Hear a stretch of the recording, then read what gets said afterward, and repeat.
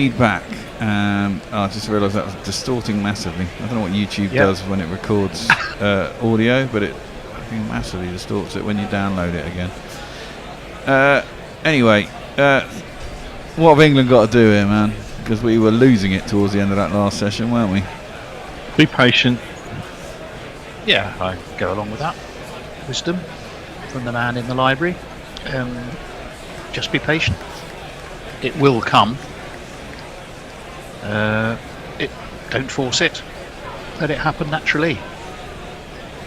Yeah, well, Don Bess is warming up off to the side. I've got to do a couple of bits because obviously when we go back on air I have to do some things. Don Bess always seems to really muddy up his kit. I noticed this a couple of times this summer. Like he's rolling around in the dirt somewhere. He might just be enthusiastic. I think that's what it is. Simple as that. Trying to justify his place. He doesn't get a bowl. That's been frustrating for England, though. I mean, you can understand.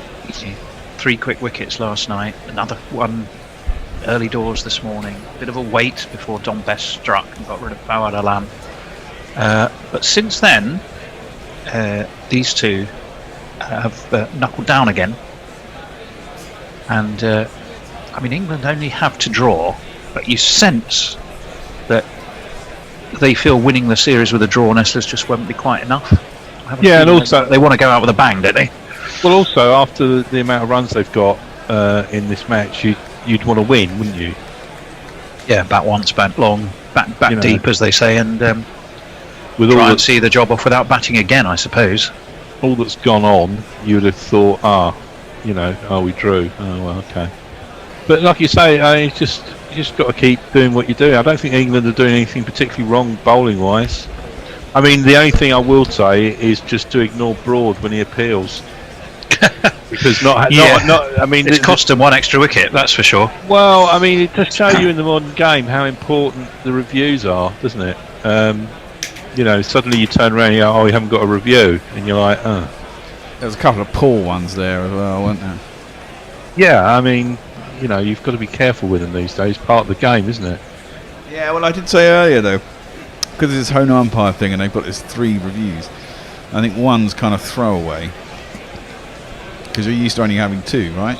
Yeah. So you go, I've got an extra review. You sort of take a chance with that one, but then you've got to be a bit more careful with the last 2 remaining. No, I agree.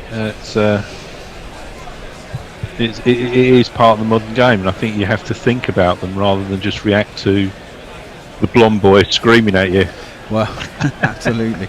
Let's have some jingles for the players who are coming back out. This man will be probably liking his jingle again. My name is Aja Ali. Nobody I'd rather be. And the man at the other end is this guy. Everyone knows he's not hit a goal because he can hit the ball really quite far. If the bowling's so far, the runs are sure to flow. Oh, he bats and he keeps, and that's what the deal is, because he's Muhammad Rizwan. And the bowler will be Sweep the leg, Brody. Got the best headband around. Something has got to keep her down. Got the best headband around. Your ego ain't gonna be kept down. Got the best headband around. Even though your hair is thinning now.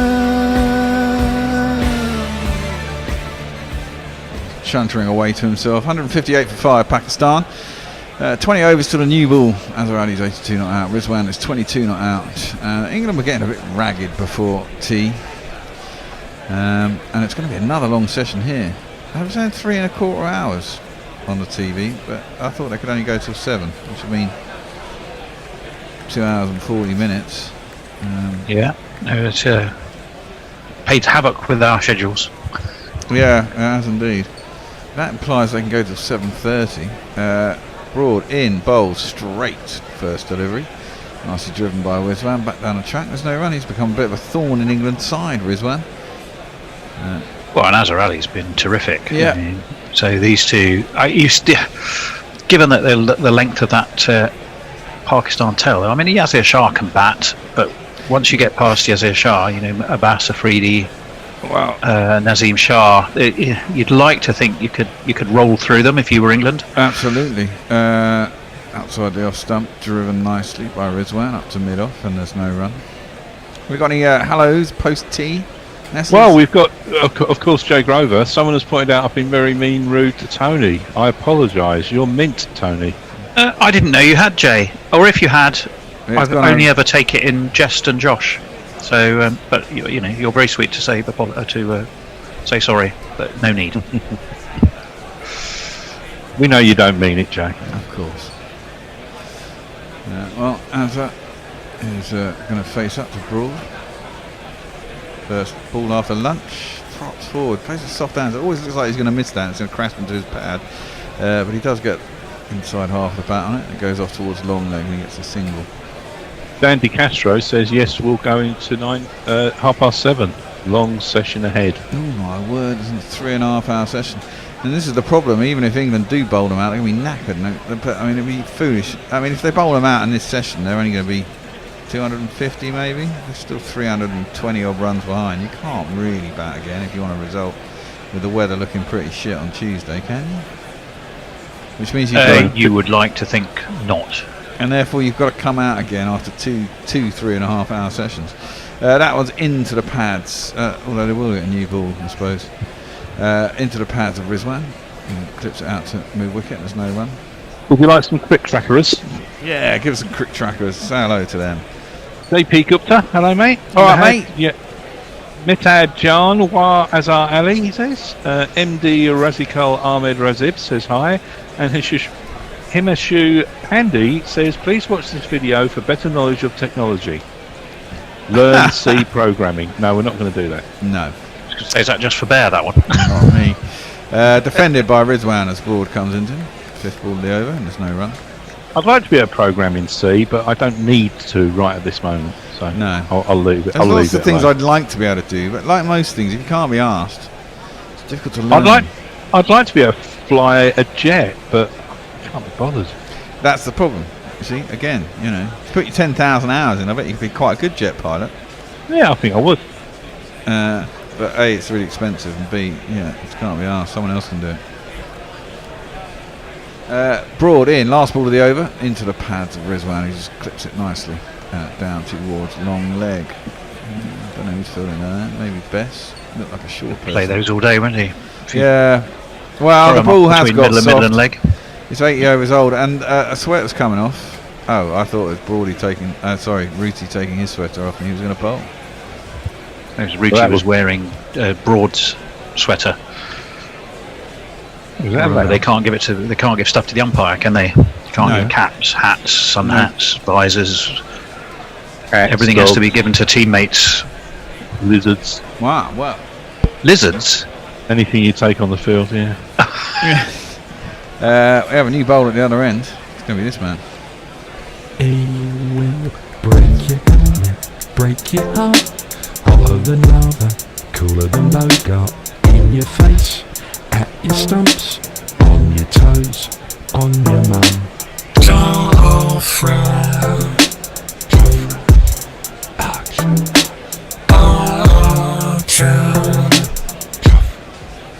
And his first ball is just defended by Rizwan, back down the track. There's no run. Pinged him on the helmet before tee. Did you see that, Tone? I did. Although I was finishing an article, which is up on our website now. It is, indeed.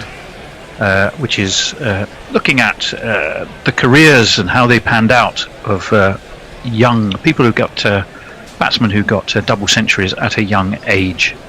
We'll be socialising it, so you'll be able to read it. Archer in too wide, a bit of a loosener.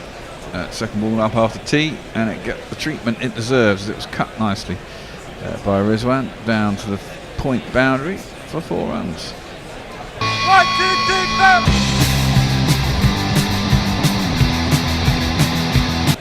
4. Have England ever played a teenager in Test cricket?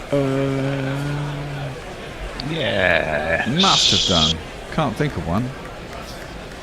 Well, the leggy. Someone will tell us. Parkinson, was he 19 when he played for England? No, I don't think so. I think he was older than that. Okay, that's a better pull, and just dropped into the offside by Rizwan. He sets off towards the striker's end, but Azarani wants nothing to do with it. So he scoots back round, gets back into his crease, no run. 165 for 5. Trying to think, Atherton. Wow, he was young when he played for England, but I mean, Not a teenager though. No, he was wasn't a teenager because he was at Cambridge University, wasn't he, when he started playing for England? Hasib, I think. Oh, was he? Brian Close, apparently. Beautifully driven by Rizwan. Very full ball by Archer, and driven straight back past him. Tried to get a foot on it, couldn't. It's gone all the way to the long off boundary for 4 runs. There's not one boy for me, I must have 2 or 3, I need 4. According to Grubby, Brian Close was 19. Yeah, no, I think that's right. Hasib Hamid was the youngest player to open and on debut in a test match, but not the youngest player to play in a test match. Okay. Driven by Rizwan. He puts his head in the air because he didn't time it, took you well straight to mid-off, and there's no run. Of course, Sachin played when he was 16, didn't he? He did. Got his first maiden century at 17 at Old Trafford. I saw him play when he was 17 at Lords. But so is it just one England player? One teenager? Brian, so come on, help us out, folks. Yeah. I'm sure there are others. That one, Rizwan plays on his back foot, a little bit on his toes. Defends from the crease, back down the track towards the bowler, no run. Peter Lloyd says, because time has been lost today, official close has been moved from 6 till 7, but there's always a half hour that can be added if the allotted overs haven't been met. That's brilliant, Nestlers. I think you're summarising, and I'm tweeting. Oh, sorry. But that's fine. I did wonder why you blundered over me before. And I thought, I'm happy to do social media, Tony, if you want. No, I'm happy. I am more than happy to social mediaing. Okay. Keep up then. I will. Well, the only thing that stopped me was you interrupting me, Nestlers. Well, you're up to date now. I think we should make Nestle Boy social media management in charge of keeping everyone in line on social media. Yeah. Brody is going to start his 14th over, number 21. That's pretty good. Quite like. Oh no, that's going down leg. So far down leg. Yeah, that's a celeb appeal. Brody was already off towards the slips. It was very full, but it was definitely angled down leg side. Yeah. You can't argue about that, Brody. And he knows it. Yeah, he probably does. Hang on, it's hit the back pad, not the front one. I thought it hit the front. But still think it was angling down leg side. We'll have a look. We've probably got it all wrong and it's banging into leg stump. Only Josh Butler's joining in with a fair amount of gusto, isn't he? Yeah, where was he going? But was he going down leg? Probably. I only take notice of Jimmy Anderson. He's the only one who doesn't do it. Well, I'm sure we'll get to see what was happening shortly. Brody up to the crease, bowls. Oh, that's tailed in a bit. That's decent delivery. Nicely driven though by Azza. Up to mid-on. There's no run. Well, I'd be happy if Azza got a ton and then got Here out. We go. Yeah, no, it's hit him on the line with leg stump. Yeah, it's missing. It's missing, not by as much as I thought it was. It's only half a ball's width from clipping leg stump, but that's enough. Yeah, it's enough. It's enough. It didn't look right. Yeah, of course, as we've said, England would have one more wicket to the total, and that one's probably enough to have had them well on their way by now. Which one would we have had? Say the length of their tail. Which one would we have had? Driven nicely, good bit of fielding. Whoever that's covered. Is that Don Bess that covered? Wasn't there one of Broad's appeals? The last one. No, but it hit outside the line, and it was given not out. Ah, okay. So it wouldn't have been. We must have burnt an appeal somewhere if we had none left. Yeah, we burnt several, but we haven't had one that as yet we have appealed for that we haven't had a review. Oh no, who ended up being out. I was thinking more of one we shouldn't have appealed for and did. Yes. We've had plenty of therefore have run out. A couple of LBWs that were dodgy. That's nicely played by Azza, right in front of his front pad, and angles it down towards long leg, gets himself a single. 2 balls left in the over, 170 for 5. They still trail by 413. England would like to think that they have a lead of 300. Make them for the follow-on, so another 5 wickets, get them out for a maximum of 113 runs. They'd like to get them out much quicker than that, and they will be tired starting to bowl again, but then they will have a rest overnight and then hopefully can finish it off tomorrow. So we'll see. Broad is up to the crease, bowls, and defended once more, out to cover, and there's no run. We are getting some answers of the youngest English Test players, so I'll attack those at the end of the over. Lovely. One more ball to go. Rizwan 32, Azhar and 84. Yeah, I'd like to get Azhar to get a ton, then he can get out, and you can go, yeah, well done Azhar, and he can get out. England and Pakistan can be out for 230, and England can make the bowl again. Back again, sorry. Defended by Rizwan, and there's no run, but there's no doubt these two have done a pretty sterling job in slowing England down. Come on then, Tone. Tony Howe, Anna Forsyth says, "Oi Bish, it's raining in Radlett. Can't lose a wicket if you're not playing." Yeah, she's got a point there, although Middlesex have managed to lose plenty to Sussex, as is normally their wont. Farong says, "DB close, 18 years and 149 days. England versus New Zealand, Manchester, 1949. Wow. Now, if you close your eyes and you just conjure up the first image that comes into your head of Brian Close, I reckon for 9 people out of 10, it's him trying to swerve out the way of yet another vicious rising Michael Holding bouncer, all wearing it on various parts of his body. In a white work shirt. Yeah, exactly. Peter Lloyd says 12 teenage debutants. No. And there is, he's kindly sent us a link to them. Well, it looks like more than 12, so it might take me a bit of time to... That one jags away from Azhar Ali. Plays inside the line. Oh no, I can see what he's looking at.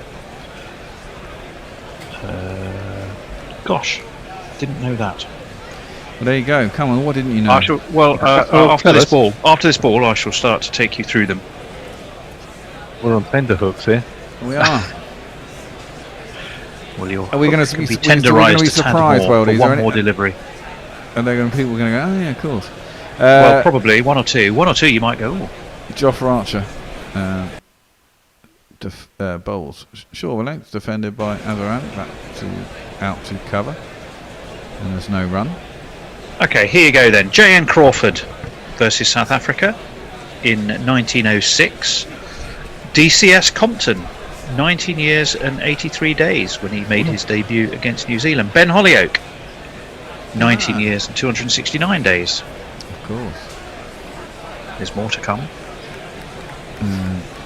God, how long ago did he die in that car crash? That's a long time ago, wasn't it? Jofra Archer into Azhar Ali, defends off the back foot, out to cover, and there's no run. Hasim Hamid, who we've already talked about, 19 years, 297 days, versus India, of course. Ian Peebles versus South Africa, 19 years and 338 days. Sam Curran was 19. Oh. 19 years, 363 days. Is that test or ODIs? Test, yeah? No, that's, I hope it's tests. If someone's thrown me a curveball and it's ODIs, no, it's tests. It's tests, definitely tests. Okay. Archer into the hip of Azhar Ali. Not sure he got much bat on that. It seemed to come off the thigh pad. It's going square on the leg side, and there is. Yeah. Now here is, and there's quite a few at 20, and somehow some of the names are 20. I'm not going to read all of them, but Bill Vose, for example. You kind of, I suppose, because you're used to seeing them kind of in black and white, as it were, in that previous era. They all look like they were about 40, even if they were 19 or 20. He was only just over 20 when he made his debut. Was Bill Vose. Loads of Brill cream. Yeah. Well, that could have been it. Different style. Into the hip of Rizwan, who works that down to long leg, and there will be one run.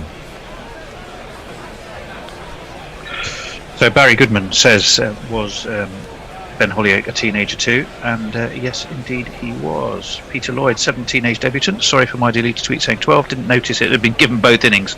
No, we worked that out, but thanks for the information. Jay Grover says, I'm I had a slightly disjointed upbringing, but I felt it were I'm not angry, I'm just disappointed moment. Oh, sorry, is that what I said? Oh, gosh. Azarali is facing out. Archer is in. Oh, and nicely played by Azarali. Just dinks that with purpose over the slips. Joffa doesn't look particularly happy. I'm not sure it's catchable by anyone. It was a very deliberate shot to play it up and over the slips. It's raced away down to the third man boundary for 4 runs.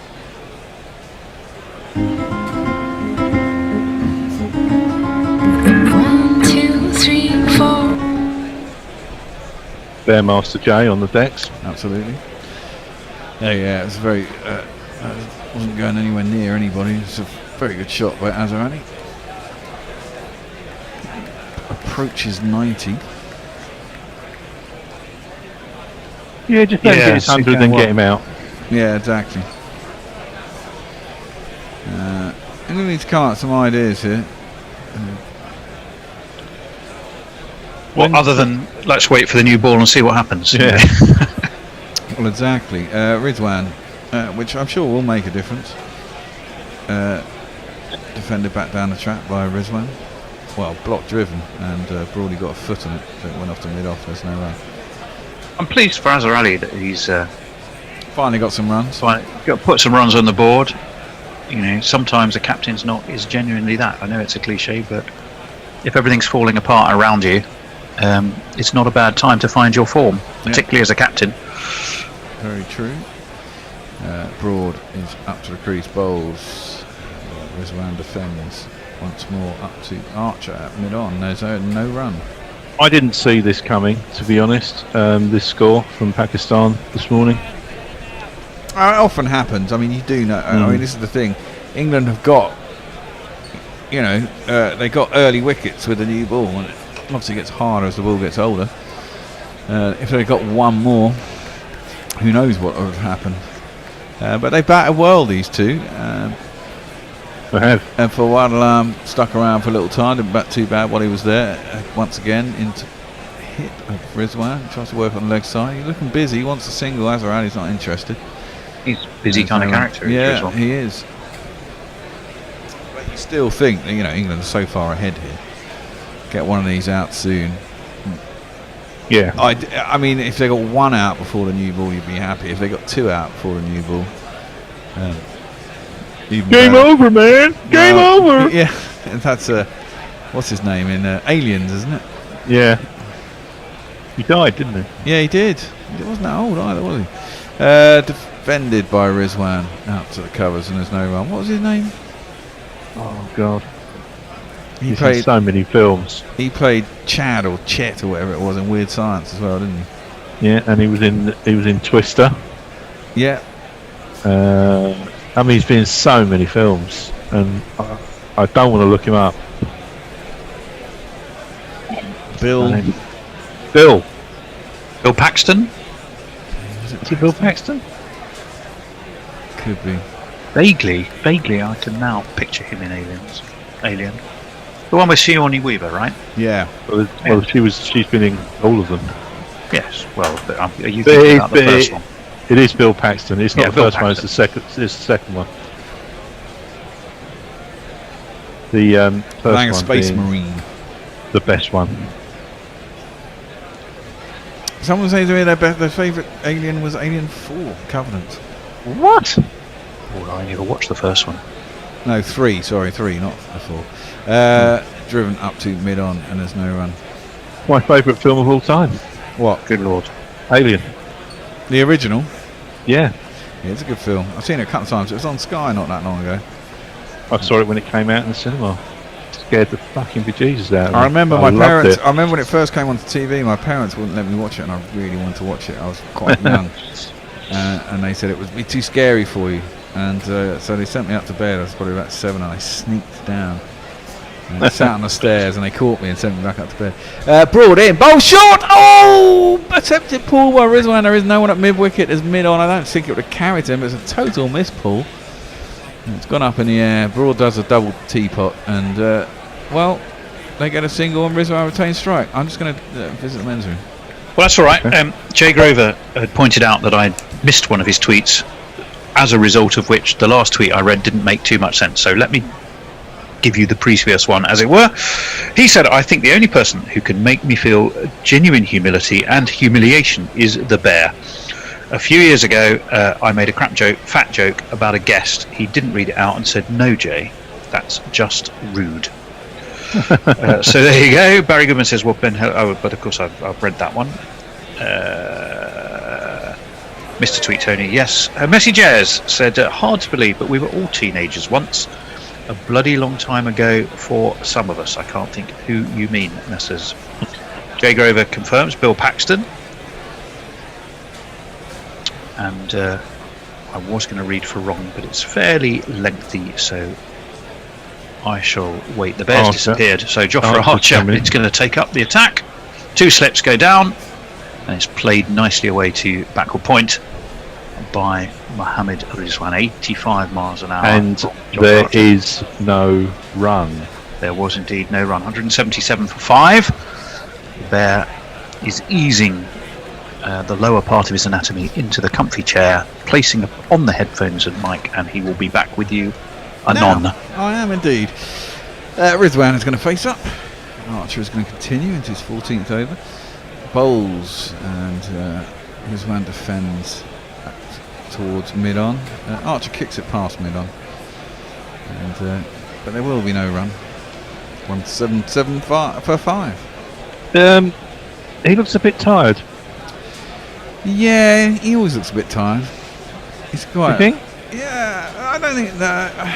He's just a relaxed man. That's fine. I don't mind that.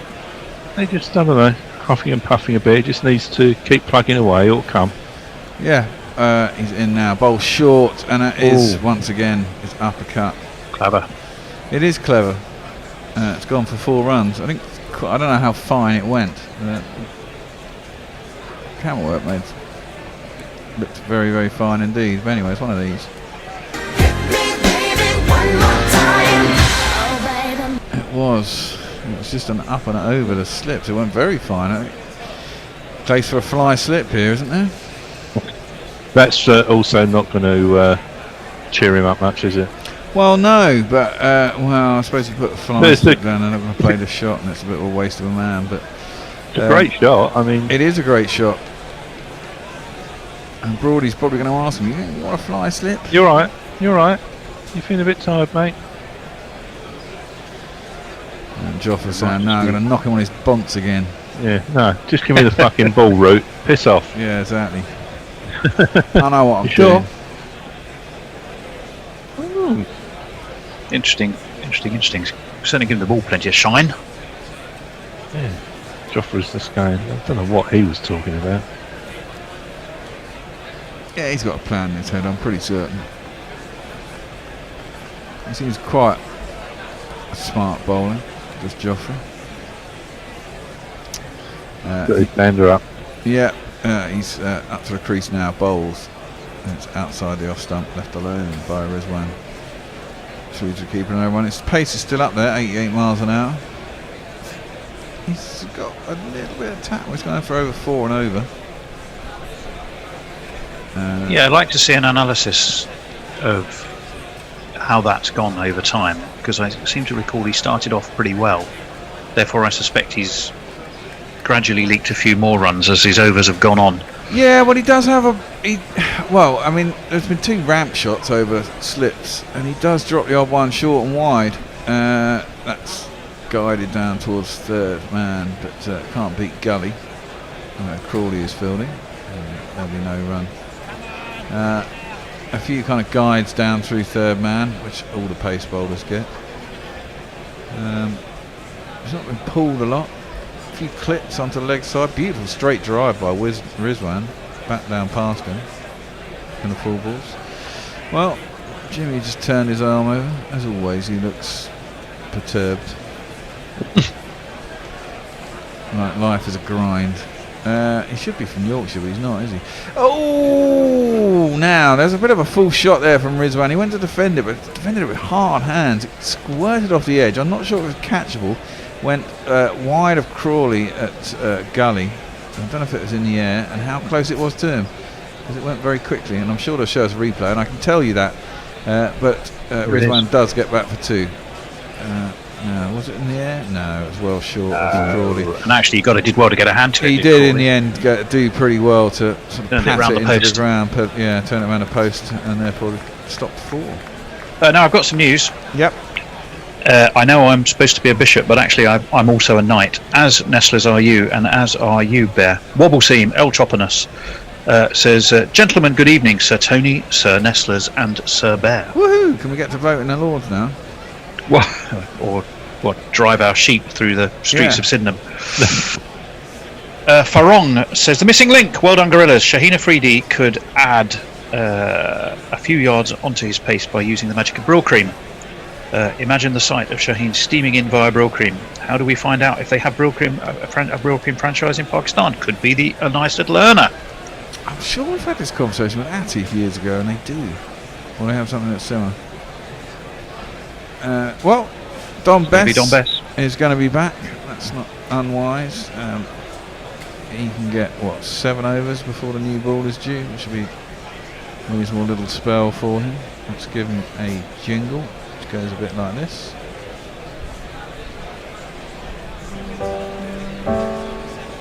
If the pitch isn't good for pace, get this Now, I might lad not have the same on books. his bowling's Finished. ace.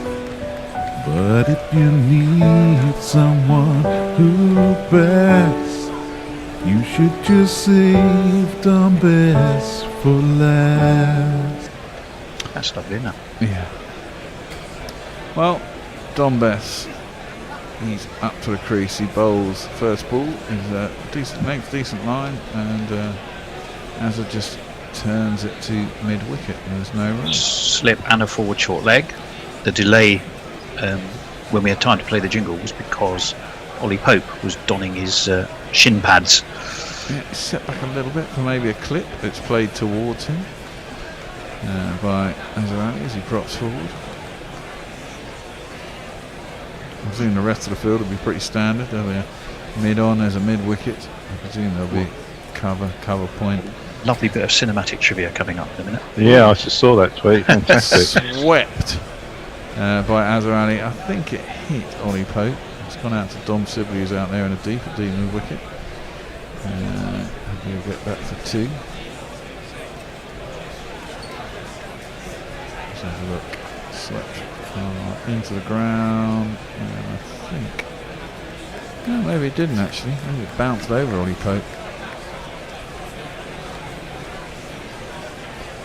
Azza moves on to 90. Out of 185, it's nearly half the score. Bess is up to the crease, bowls, tosses it up a little bit. Azza goes in his crease and just plays out to the leg side. And there's no run. He's played himself into form, looks really comfortable now. I'm not surprised when you're on 90, but he struggled this tour. Yeah, 0-18, 20. Yeah. His previous scores. Wow. Tossed up outside his off stump, he gets a right forward. Takes his bottom hand off, but just defends it out square on the offside, and there's no run. And at 100, if he gets 100, it could well be in vain, unless they can do something similar to what Crawley and Butler did yesterday, these two. Which is always possible. Could have 6th wicket world partnership record or something. Defended out into the offside. Behind square, no run, ends that over. 67 done. Anna Forsyth said, I watched Alien a couple of years ago after reading the script, and I was terrified. What a film. Barry Goodman, who should probably be Barry Norman, and why not, says, Bill Paxton is apparently the only actor to have been killed on screen by an alien, a Terminator, and a Predator. Oh, really? How about that? That is brilliant. Bit of cinematic know-how. Very impressive. Yeah. Nick I think Martin. Oh, sorry. Sorry, I was going to say, I think he played a punk in the original Terminator, that the Terminator in the met. bar right at the beginning or something. Yeah, and then in Predator he must have been one of the gang that Arnie had with him. I didn't think he was. Bill Paxton. Well, all I'm doing is read the tweets. I can't verify the technical accuracy. He might have been killed. He might have been in Predator 2 though. There was that Predator 2 with Danny Glover. That's a Predator. Still got killed by a Predator. Although there's been lots of Predator films now, so you know. Yeah, it was Predator 2. And then there was the Predator, the thing where they went to the planet.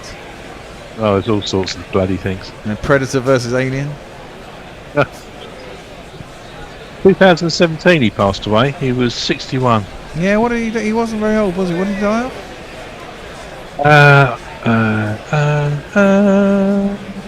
A damaged heart valve, Oh, crikey. which resulted from rheumatic fever, which he contracted at the age of 13. See, this is the problem with these cinema franchises, or, you know, films that have so many versions. Makes them hard to remember. Well, yeah. Archer in, bowls short, and Rizwan just ducks underneath, and there's no run. It's When an you age-old talk problem with Hollywood, though. They had a film comes out, an original film, it's really, really successful. Then the studios and their accountants just get involved and just say, right, just keep remaking them because they want to make loads of money, and they often do make tons of money. It doesn't mean the films are any good. It's Yeah, lazy. yeah, but Hollywood is there to generate cash, you know. Well, as indeed on most things. I mean, can you imagine All Quiet on the Western Front 7? Another day, another butterfly. Well, you know, I mean, it's not going to happen, is it? I've got to say something interesting God. here. Archer bangs in another one short. Now, there are no slips now. There is a fly slip. There is a gully. Oh. That's 2 for the over. 2 bouncers, as Rizwan is saying something to the umpire, just reminding you. There's a short leg, then there's a square leg. He's virtually right behind short leg for a missed ball. Interesting. I'd like to see the rest of the field. I think there's 2 people in the ring on the offside. There's a cover and a sort of mid-off. That's full and outside off stump. But with no slips, and you can only bowl 2 bumpers and over, and he's only bowled them. Got to be quite careful. Anna Forsyth says, I don't know if I've got this right. Till the whites have zips at the bottom. As Pope put his pads on, my tiny mind was blown. I never Is that text speak? TIL? Does that stand for something? Have I missed out? No, I think it's just, short speak. Okay. Yeah, but for what? Till. Just, couldn't be asked for, or maybe missed the second L. Drop short down leg side a little bit. Rizwan just ducks inside it and he goes through the button and over. Thing I like? Could be. Possibly. I don't know. I'm just guessing. There are a lot of abbreviations. I have no idea what they mean. Yeah. That is very true. I always have to get my kids. What's that? No, Dad. That's left alone outside the off stump. Through to the keeper, and there's no run. 185 for 5. Pakistan. England having got 583. They've got it below 400. They trail by. It's 398. Azarani is on 90 off 190 deliveries. Rizwan it's 40 off 94. It's the day I learned. The day I learned. Okay. But surely that's TD. I mean, that means you could make a 3-letter acronym about literally any combination of words. Well, exactly. There's 4 words there. The day I learned. Till. No, Okay. Today I learned. Today. Oh, today. Today I learned. But even so. Yeah, well, they do. That's exactly what they do in text speak, isn't it? Everything's derivative down to acronyms or whatever they are. That's guided down towards third man, and there's no run. PLA. 3-letter acronym. Messy Jazz seems appropriate that a bear should have knowledge of all predators. Peter Lloyd, they need 400 to pass Johnny B and Stokes for the highest 6th wicket partnership. Yes, they do. Jay Grover says, another day, another butterfly. Spat my tea, respect. Today I learnt, Jay is telling us that is what TIL means, so I've got that. Wobble Seam is actually also telling me TIL stands for Tony I Like. Oh, that's very kind. I prefer that version of it. Leah says there are only 3 Alien films you need to have seen: Alien, Aliens, and the assembly cut of Alien 3. The assembly? What on earth is the assembly cut? Is that when you go to school and you've got to all meet in the morning and sing hymns and you also watch Alien? No, Alien 3 had about 7 directors. It was a very, very troubled production. Nothing to do with school assembly then. No, and it was remarkable that the film came out at all. Bess bowls. Rizwan just defends out to cover once more, and there is no run. And of course, like I said, today I learned, bless you, Bish. She could have just added "you old fart" after that. But there we go. Well, yeah, she could have done. YOF. We'd have been none the wiser. YOF, yeah. Rizwan goes back as it's just a tad short by Bess. It's cut out towards the point boundary. The head-banded Broad chases after it. He'll get it, but he'll get back for 3. It's all looking very easy for Pakistan at the moment. The ball is nearly 70 overs old, and England did have fun at this point as well. But we have to remember we have 5 wickets and they're an awful long way behind. It's got to keep their heads, England. Bess is up to the crease now, and defended, and there's no run. We're due a change, aren't we? At 4:55. Yes, we are. I am going to have to just nip for a short break. I think I'm only summarising next. Not that that's an unimportant rule by any manner of means, but it does give me time for a quick loo break. It's Grubby, Al, and Tone next up. Yeah. As that's defended to mid-on, and there is no run. I'm going to quickly read Missy Jez, who said most appropriate acronyms: TLA, 3-letter acronym; LFLA, a longer 4-letter acronym, which made me laugh. Yeah. Defending the offside, and there's no run. Yeah, and Grubby has made that point, and there is a change at the end of this over. That is the end of the over. No, it's not. There's one ball left. I'm preempting. EOO. What's that? EOO. Boo. EOO. EOO. End of over. Oh, right. Oh, Lord, we keep this going all night. Yep. Yeah. Driven nicely by Azhar Ali out towards the cover boundary. He's got 1, got 2. It's going to be chased down by Crawley. He'll get back for the 3rd. And he moves on to 93. With 11 overs due to the no ball, Grubby is going to be the next man taken over in the commentary position, the central missionary position as he likes to call it. Tony is going to join him forthwith after a little visit to the man's room. Nestle is going to be off, and Al should be approaching here too. Thanks, Ben. Approaching. I've arrived. Oh, there you go. He has arrived. Been lurking for ages, haven't we, Al? I tried stalking, but we never did anything that I wanted to do. So stalking. I like that. What's his name? Gary Delaney, not the Irish cricketer Gareth Delaney, but the comedian Gary Delaney, who says, "So my neighbours have made a sex video. Of course, they don't know they've made it yet." He's very funny. He is. He's not everyone's cup of tea, but he's very good. He's very wrong, but very funny. So it's 192 for 5. Pakistan. Good rearguard action here from these two. Azhar on 93. Mohammed Rizwan on 44. And it's Jofra Archer who's going to persist from this end. He bangs it in a little bit short. Azhar back in his crease and playing off the back foot towards mid-on, and they come through for a comfortable single. Yeah, he's looked increasingly comfortable, in fact, hasn't he? Azhar really earned the right to open up a little bit now.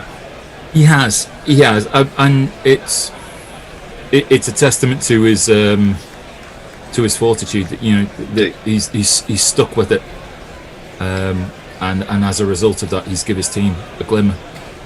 That's right. Mohammed Rizwan, I think, anticipating the short ball that duly came from Archer, ducks underneath it, and the score remains 193 for 5. Just trying to work out what the partnership is. Was it about 70, the fall of the last wickets? They've got 120, or is that all right? So yeah, really. Grub. In a moment. I could press a button that's no more than 18 inches away from me to find out, but no, don't. You don't need to buy a dog and bark yourself. That's what I'm here for. This is cut by Rizwan to the man who's stationed at that rather deep gully position. 118, Grubby. 118, the partnership? Yes. So, okay, yeah, so it's 75. Thank you, Tony. Yeah, really, really good effort. I'll not call you a dog, though, or indeed ask you to bark. Love and sausages. We'll get Muttley to do that for us. Yes. Now he's going to come round the wicket here, Archer, perhaps signalling a bit of intent that he's not going to get anything much in his own half. This weird field that they're bowling to. This is a field to stop runs. This is not a field to take. Odd, isn't it? It is odd. It is almost a little bit like a team, almost like this is the first innings of the match, and it's England trying to stem the flow of runs and put a bit of a stop to it, rather than seeking the wickets that they need to win the game. This is a decent length ball from around the wicket by Archer to the right-handed Rizwan, who just knocks it defensively into the offside. There is no run. Yeah, the lead is still 390, so still a pretty mammoth lead. You feel like one will bring two. I mean, I know that's the oldest cliche in the cricketing book, or certainly one of them. But with this Pakistan tale, you do rather feel that. Did you describe the tale earlier on today, Tony? What was that? How did you describe the tale? Oh, longer than that of a ship's rat. Another short one from Archer. But again, runs it coming and has seemingly all the time in the world to duck underneath that as it passes over his posterior and through to Josh Butler. He's now faced over 100 balls, which is a good effort in itself. 44 runs, pretty good return from that. Azhar has been scoring at about 50 runs per 100 balls. He's on 94 from 195 deliveries. Rizwan faces up once more. Archer a little bit short of a length and across him, and he dabs it down to backward point. Sets off for a run, but is sent back by his partner. And that is the end of that over. 70 have gone in this innings, so maybe England just biding their time a bit for another 10 until the new ball arrives. And it's 193 for 5. What we've got on Social? On Social, Peter Lloyd's at Social says an assembly cut is created at the beginning of the editing process, where you take one of your shots of each scene to give a basic outline of the film and estimating the length. So that's what an assembly cut is. Wobble seam, I think, with a bit of a prediction for what's going to happen. Pakistan 300 all out, and then England bish bash to 350, 400 lead again, and then they'd have the last day or so to bowl at Pakistan again. But the thing is, I'll wait for Best to bowl this delivery. A bit of a flat one fired in at leg stump there, and Azhar, easy as you like, turns it off his legs to backward square and gets another single. If Pakistan get 300, well, we're already 300 runs ahead anyway. So we don't even need to bish bash, do we? No, and I know the weather forecast. I don't really like long-range weather forecasts, but it was not looking great. Ooh. Now he's down the track here, Rizwan, advancing to Best, and he's smashed this back over his head, over long off, all the way for one of these, and takes him to 50 at the same time. 50 runs, your 50 runs. Well done, well done, well done, well done. 50 runs, your 50 runs. The job is only just begun. Yeah, well played. Used his feet very nimbly and smacked that over long off. Really well played, and an excellent innings for his team. Now he's beaten by this one though, flatter and quicker from Bess, and it just goes underneath the bat, I think, looking for a cut shot there. That was so out of character with everything that's gone on today. That one shot. Oh, what, the six? Yeah. Just, it's been hard graft all day. In comes Bess again, a bit more flight this time, just outside the off stump, and he's way back in his crease playing this one to cover point. He'd come a fair way down the track looking for that single, but again Azhar sent him back.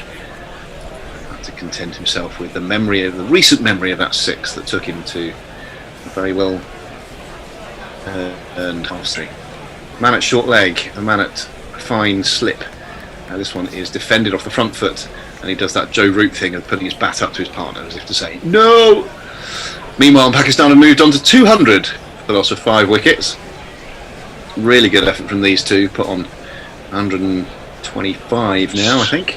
Curiously similar to England's innings in some ways, isn't it? Yes, I know what you mean. So, yes, defended once more to backward point, and there is no run. That's the end of that over. 200 for 5 is the score. Ralph the Wonder Llama says, to be fair, when you have a small lead, you need to stop runs rather than attack. Oh, wait. Yes, sarcasm is the lowest form of wit, but one that we very much encourage and enjoy. It's our niche. Yep. It would be starving me of at least one side of the wicket if you allowed me to not be sarcastic. Will allow you to not split infinitives out. Thanks very much. Well, now, I would hardly ever. When you have a small lead, don't buy a big dog. That's right. It's like being in the commentary box with Confucius. It really is. It's remarkable. My moustache isn't quite that long. Yeah. Oh, which one of us? Him or me? What's a pair of Confucius? Confucii. Confucii. A brace of Confucii. Confuciarum. No, I've gone too far. Azhar Ali within spitting distance of a Test match century. I'm not sure he's ever scored a Test century in this country. I think I'm right in saying he hasn't, but as ever, I'm here to be proved wrong. Is this changing the ball in? Yes, 16 to his name. 16 centuries in total. I don't think he's ever got one over here. During this innings, a few things have happened. He's gone past 6,000 Test runs in this innings. He's also shunted his Test average in England above 30, which, given his apparent woes in this country in these conditions, is actually not too bad a return. We're seeing a summary of his career to date, which just underlines all that I've been saying. His average overall is 42 and change. It's not a bad conversion rate, is it? 1 out of every 3 scores over 50 turns into a century. That's pretty good, especially considering Test opener as well. Yes, he's spent some of his career as an opener, some at number 3. That is a pretty good conversion rate, I would say. 1 in 3. 302's not a bad return for a single innings ever, is it? Well, that's a very elite club, isn't it? The old 300 club. And I know you guys were talking earlier on about players who had scored on their maiden international or Test century was turned into a double. Obviously, Karen Nair's name was mentioned, and his was in fact turned into a triple hundred, and then he got dropped. This is defended by Azhar Ali. It's Chris Wokes who has come into the attack. Defended up to mid-off, and there is no run. You've got 2 slips and a gully in place, so maybe thinking a bit more about taking wickets here. But once again, England very clearly signalling their intent to remain with the plan, as it were, that the overs that are going to be used up between now and when the new ball becomes available in 9 overs time, Wokes and Archer are both in the attack at the moment, which just underscores that it's going to be Anderson and Broad, as ever it was with the new ball when that happens. 2 double centuries and a triple century as well for Azhar Ali. Wow, that is brilliant. So he's forward in defence and plays this one almost 2 straight as it cannons into the stumps at the non-striker's end, which prevents Azhar taking a run. He's got 6 against Sri Lanka, 3 against the West Indies, 1 against New Zealand, 2 against England, 1 against Bangladesh, and 3 against Australia. And those 2 against England would have been in the UAE. I don't think he's scored one in England. Here comes Chris Wokes into the crease now, and Azhar looking to turn this into the leg side, but at the last moment thinks better of it, plays it straight off the back foot back to the bowler. Jake Grover wants us to stop mimicking. Will we all stop mimicking his accent? Which I'm assuming is.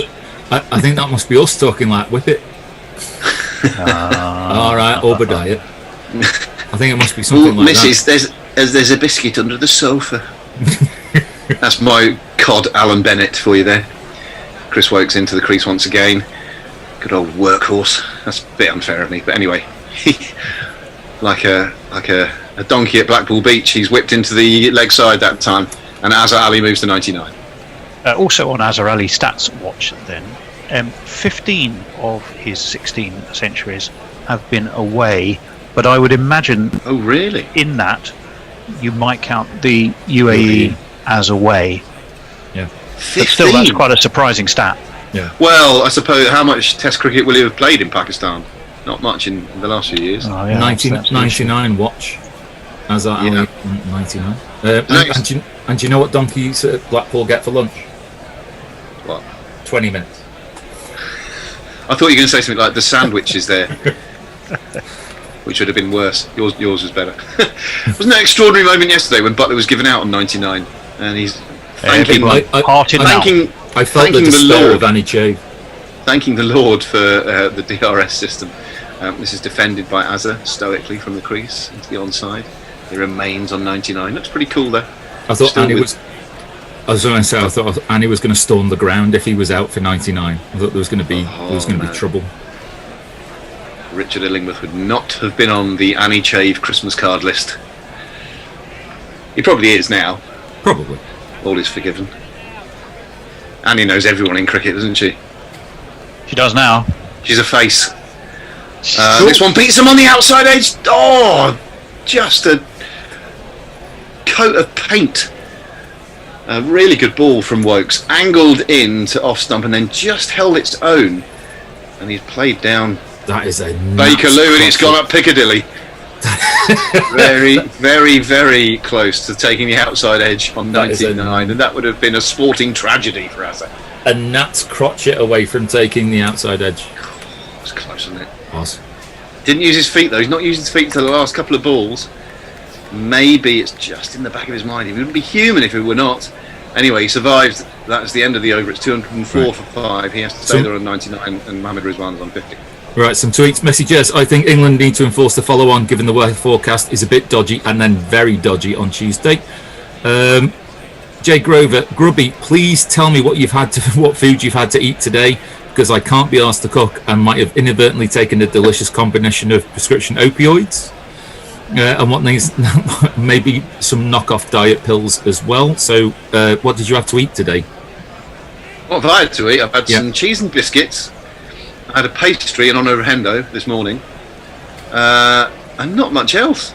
I think I've underfed myself, but I'm having a nice glass of Malbec as we speak. It seems only most convivial at this stage of the afternoon. This is shoulder of the batted down towards third man from Mohammed Rizwan. It's Don Best starting a new over, and he gets his captain back on strike, who is one run away from a Test match century. 2019, the most recent ton, which he got, was the only one in Pakistan, in Karachi. Got that against Sri Lanka. Yeah, well, that figures, doesn't it? They only just started playing Test cricket at home again.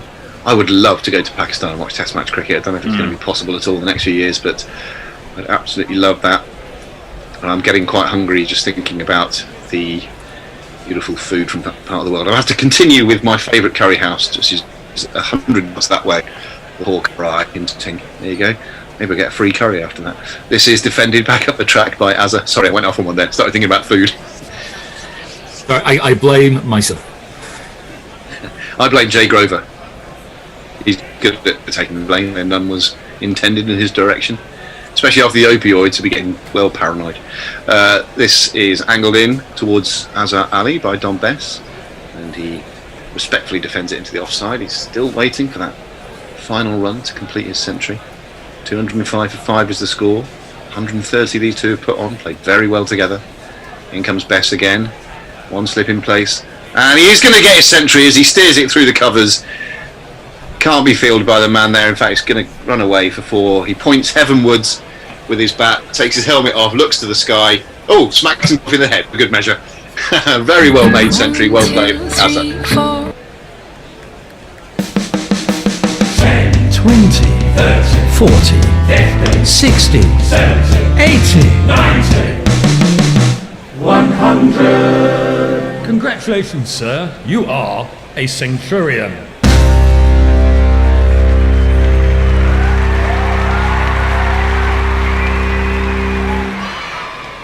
He actually looks quite emotional, Azhar Ali. He is going to have to get back to a sort of relatively level emotional state. He's understandably delighted. He had quite a lengthy little little kiss of the ground there as well. Quite extensive celebrations. The lads all around the park are giving him applause. Yasir Shah, Naseem Shah, Mushi on the boundary here, Yunus Khan. He's played very, very well. This is fired in, quite a full delivery that he defends from the crease. He now has 103 against his name. No wonder he was kissing the ground. He had to shake off the effects of knocking himself out with the bat. He just held his dropped bat. it on his bonce, didn't he? Yeah. That's going to smart. In comes Bess again, firing it quite flat in towards middle and leg, and turned off his legs by Azhar, and they come through for a single. So it's the end of the 73rd over in this innings. Maybe just counting time, England, until the new ball is available. 210 for 5 is the score, and Azhar Ali has gone to that centre, and he did. I'm not just making it up. He did look quite emotional there, didn't he? No, quite a quiet little tear to himself. You can tell that it's been a bit of a struggle. Mark Zip, talking of assembly versions of films, talks about Star Wars's assembly cut version, first released in 1977, and then starts a debate by saying that hand shot first in the first Star Wars movie, which is Episode 4. I fear we're straying into a level of cinematic expertise that I cannot match. Yeah. I think I blame Leah. Leah's the one who brought up the term assembly cut, which we've now all learned is that's a first rough cut of the directors. Yeah. To demonstrate what the film might look like. I can imagine it'd be quite interesting to see some assembly cut versions of our favourite films. We'll whiz past that. Chris Wokes beginning a new over. He's going to bowl to the recent Centurion Azhar Ali, who thrust his hand skywards to this one. My wife Emma has just walked into the room here. Any message for the Gorilla Arty, Emma? She's looking a little bit shy. I'll tell you if there's any message that comes over from the adjacent sofa. She's having a think. Good. That'd be great. Good afternoon, Mrs. Grubby. Good afternoon. Would there be anything you aren't doing in the garden, or? I was asking if there's anything you want doing in the garden. He's for some reason taken on the role. She's done it all, actually. Oh, she's just done it all. So no need for you to pop round, Al. This is defended by Azza. Back up the track, no run. Are you saying our garden's rubbish? I can't keep up this sort of go-between. I would never ever besmirch the level of garden quality in the Grubby household. To be fair, Al seems to have turned into Ted off the Fast Show as well. I'd just be sorting the drainage out in the lower field. I wouldn't know very much about that there, sir. I wouldn't know. Wokes bowls the ball just outside the off stump and fairly full, and Azhar is forward and watchfully defending it to short cover point, and there is no run. The score remains 210 for 5. Our geraniums are looking a little sorry for themselves, Al, so if you could come and sort that out in the week as usual, that would be marvellous. No problem. Usual time, 4 o'clock in the morning, to save everybody being awake. That may be the time you've arranged with my wife. That's the time he's normally found hanging around in people's gardens. In comes Wokes again. A little slower delivery. He's defended back up the track to him, and there is no run. He's definitely introducing a little bit of the white ball stuff in some of his spells today, Chris Wokes, isn't he? We were saying he's been a bit too quick with the whole range of variation. Maybe a little bit more consistency. Lovely moment between Yunus Khan and Misbah al-Haq there on the Pakistan balcony. Yunus looking particularly delighted for his charge. This is defended outside edgely to that short cover fielding position, and there is no. Yeah, wasn't he? I love that. Yunus, absolutely top-notch cricketer, makes it into many, all-time 11s in my time watching cricket, possibly the last generation or so of Test cricket. And he looked absolutely delighted on behalf of Azhar Ali. I love that when you see things like that, taking pleasure in other people's achievements. Chris Wokes is in again, a bit wider of the crease this time, and Azhar Ali forward very solidly in defence, playing it back up to the track. It's the end of the over. It remains 210 for 5. 74 have gone, 6 to a possible new ball for England, which I should imagine they'll take. I will be in the sea and the communists. Says he makes his century, takes off his helmet and raises his back to acknowledge the idea that there is usually noise from the crowd. Jay Grover says, Grubby, if you get paranoid with opiates, you've got a better dealer than I have. And Messages sounds like the pilot for the new sitcom, Grubby Entendres, where Father Ted meets the archers in the drover's arms. Yeah, I'd pay money to listen to that. I've still never listened to an episode of The Archers. Good. Yeah, good. Although I've seen every episode of Father Ted, I think. So, Again, sorry, good. Might be quite a one-sided chimera of a show, that. I mean, how does The Archers end exactly? Like that. But it's just like I can't see what the last episode of that's going to be like, unless it's going to be like, and they woke up and it was all a dream. Yeah, it's to the point. I'm sort of quite proud of never having listened to an episode now. To the point where if I happen to be on Radio 4, which is not that often to be fair, and I hear the music, I just switch over immediately. It's just like it's a Pavlovian reaction. As far as Pavlovian reactions go, it's not too bad. Yeah, exactly. as triggers go, it's not as harmful as it might be. It's not like every time I hear the word Tony, I have to go and kill someone. That would be a bit more debilitating. Yeah, the word Tony, did you say? You should Yes, just for example. That would be the random word, would it? Thankfully, also his random word isn't Malbec as well, which is. or maybe it is. Police are baffled. Yeah. Coming to a drama near you, or possibly not. A friend of mine put on Facebook the other day a kind of an identikit plot for all of those things. It's, troubled detective, probably with a failed marriage behind him, moves back to a small town from the big smoke, probably his hometown. Something has happened in the past that was possibly his mistake. He's wrought with guilt. It's all this stuff. You think, that's like a lot of detective series I've seen recently. Tick. If you have to be, I think you have to be a troubled detective who plays by his own rules. Yes, that's right. Yeah, Maverick. You don't do things by the book. Yeah, or something's happened to a former partner, or something like that. Yeah, seeking redemption, trying to make it right, righting the wrongs. I feel like there's a Windows paperclip about to appear where it turns around and it says, "You appear to be writing the detective series. Would you like some help?" Huh? Yes. Would you like to set it in Scandinavia? What's his name? Soren Stelgard? What's the name of the guy who's in all of those? I don't know. Was he in The Killing? I remember watching The Killing. I haven't watched The Killing. Is that any good? Ago. It is very good, but as I've complained about before, it takes about 26 or 28 episodes in one season to get through a story that you quite happily tell in 3 or 4.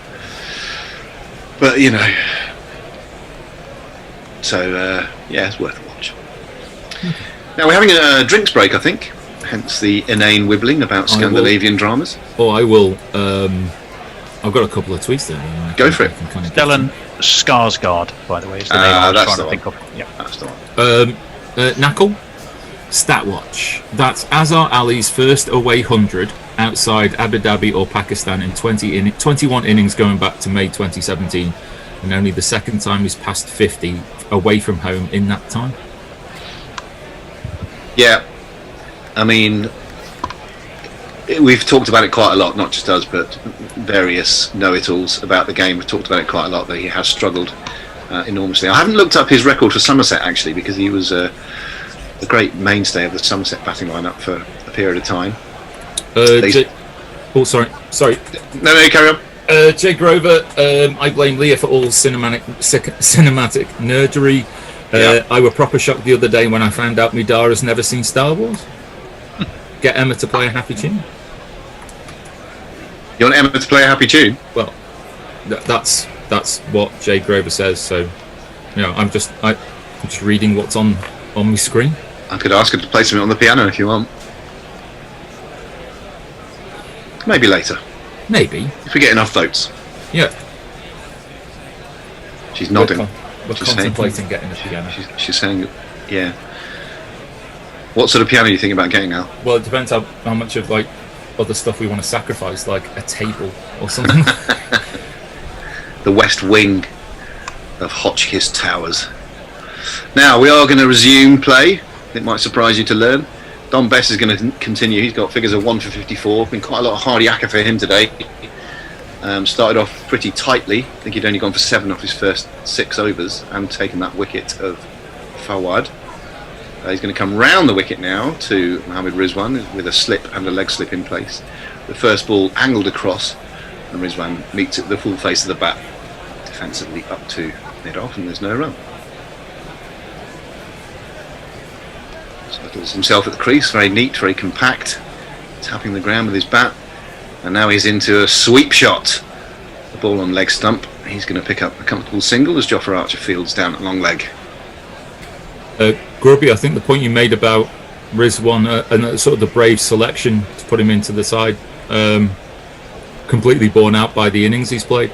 Yeah, I mean, I don't know how brave a selection was. I think, rightly or wrongly, Sarfraz Ahmed was on borrowed time, not the most universally popular player or captain. This one is tucked off his legs by Azar, a full delivery. But he whipped down to Joppa once more, and he's going to get a single. But he's a nuggety old cricketer, Sarfraz. So it would have been a decision, would have been a tough decision for the management to make, I would imagine. But having seen a bit of Mohammad Rizwan in the last few weeks, thoroughly justified. What I would call a bit of an old-fashioned wicket-keeper, a wicket-keeper first and a batsman second. Not to say that he's not a very competent batsman, as he's demonstrating here. He defends from the crease into the offside. But for his keeping alone, I would always, and this I know it's not a modern way of looking at the game, but keeper in the side, and he looks to be an excellent world-class keeper. Round the wicket comes best, tosses this one up, and it's full, and Rizwan is driving it up to on. The man sort of halfway back, really. Jimmy Anderson there does the fielding. They come through for another single. 213 for 5 now. One ball left in this bet over, and Azhar Ali on 105 as the man strike. It's just on him a bit quick from round the wicket. Takes him on the pad up. Front leg drops down. It's the end of the over. Remains 213 for 5. 5 overs left to the new ball. Yeah, you see, we're counting them off now. England have sort of lapsed into, you feel, that kind of, well, nothing's happening, so we just have to keep it tight and hope for the best for a while. Yeah. If we get a wicket, it's a bonus. These nothing periods of play, if you like, where it's almost like, well, we know the batting is trying to hang in desperately for the draw, and it's up to England, if they want to force a result, to force it. And they haven't really looked to be, I know they are, obviously everyone's trying, but they haven't really looked to me like they've been trying to force the pace. It's where one of the areas of the game where they miss Ben Stokes. You toss the ball to Ben Stokes, the old ball, they come and bowl as a 5, 6, 7, 8 over spell. He's bowled longer spells than that. But interestingly, it was the same time last night that Pakistan had to open their innings and lost wickets immediately. Cloudy skies late in the day. With the new ball, though. And not a tired fielding side. This is down the leg side. It's taken something. He's been caught down the leg side. Out of nowhere, Mohammad Rizwan has been strangled down the leg side. A pretty good diving catch there from Jos Buttler, who's enjoying himself in this game, and I don't think he's going to review it. I think he knows that it's a horrible way to get out for any batsman. Brilliant seam position, I have to say, bolt upright, and it's just found its way into the webbing of Jos Buttler's left glove, and Chris Wokes has he's had it right off there, and Mohammad Rizwan has to go. Oh, shit. This is really fucking bad. No.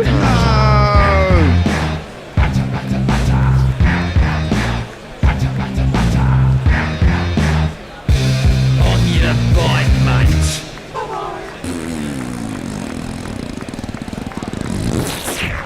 Well, England will be cock and indeed a hoop about that. The game had been drifting as far as they're concerned, probably for the last 20 overs or so, during which time Mohammad Rizwan had gone to a very well made 50, and his captain Azhar Ali at the other end had gone to his 100. And just out of nowhere, really, a pretty innocuous looking delivery from Chris Wokes from over the wicket, down the leg side, not much doing, and he flicked at it, got a healthy inside edge, and Jos Buttler did the rest, diving away to his left. And England will now feel, well, we've broken through and we can see our way through to the end of this Pakistan, what do we call it? Ship's rat tail length of a tail. Tail longer than a ship's rat. Tony put it much better than that. Two things leapt to mind. First of all, filth takes wickets. Yeah. And secondly, dare I say it, some pretty nifty leg side wicket keeping by Jos Buttler. No, it's not popular to talk sometimes about. when things are going your way, they go your way. It's interesting how his wicket keeping and batting seem to have almost overnight dissolved as an issue of concern together. Yeah, I mean, I don't know if that's entirely true, Tone. I'd say that his 150 didn't do anything for naysayers as far as his wicket because that has no bearing really on what he's done with the gloves. That said, and we were speaking about this earlier on when he took that good catch to get rid of Fawad Alam off Don Bess, that he just appeared to take it quite sort of comfortably. Now it's Yasir Shah who's come to the wicket and fiddled one outside the stump to start with from Wokes. Yeah, and got himself in a really good position and didn't even think about it in that whole muscle memory thing that we were talking about with a Ninja earlier.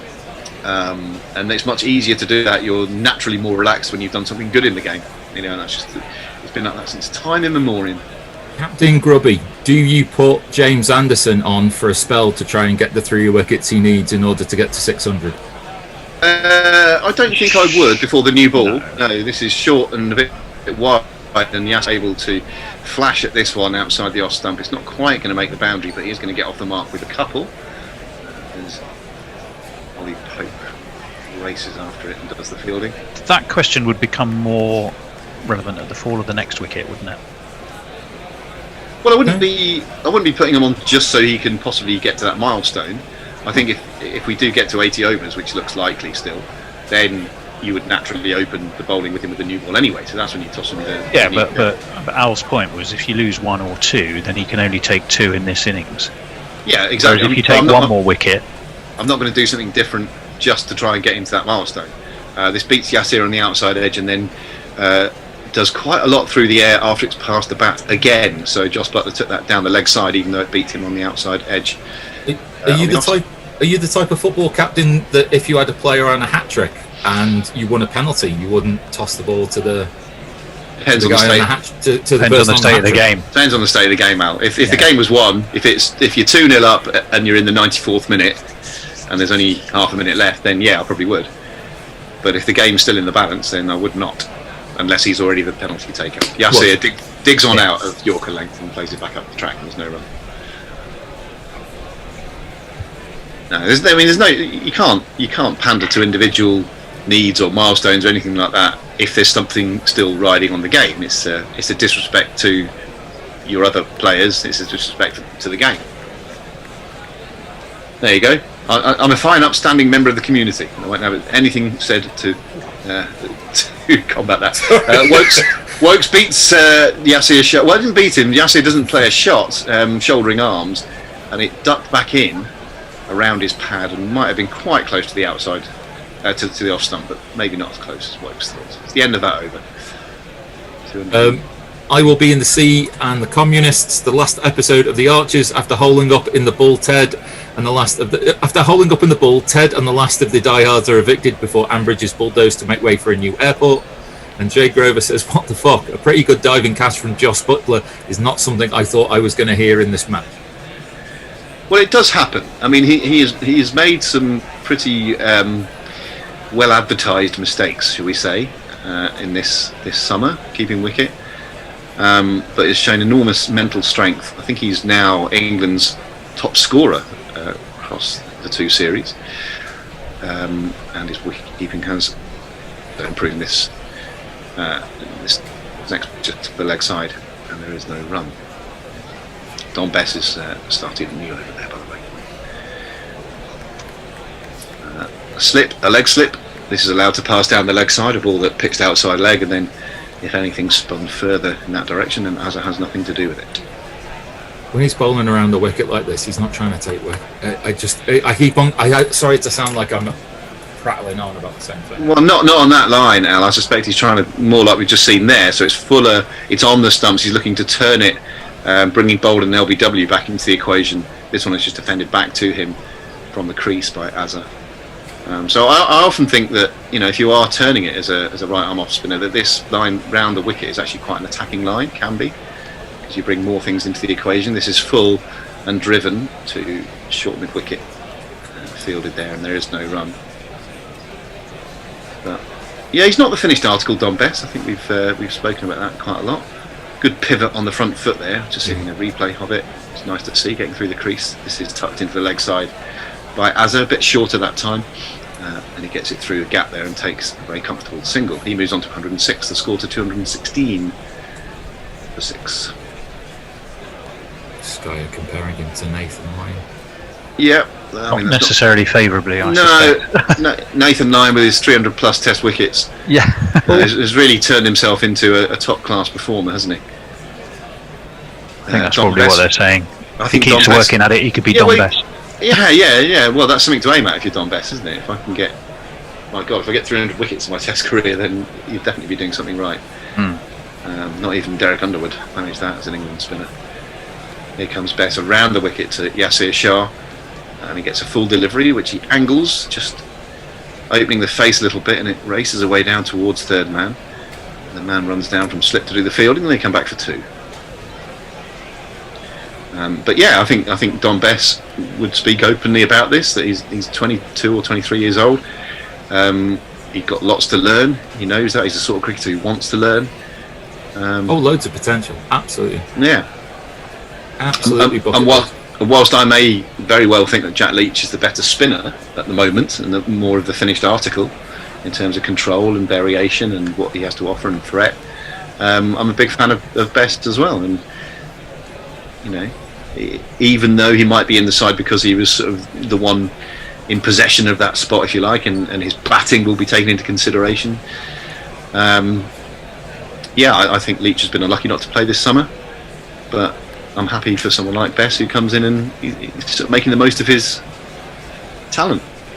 Is it just the extra slightly better batting credentials that keeps him in the side, do you reckon? I suspect that's why he's in.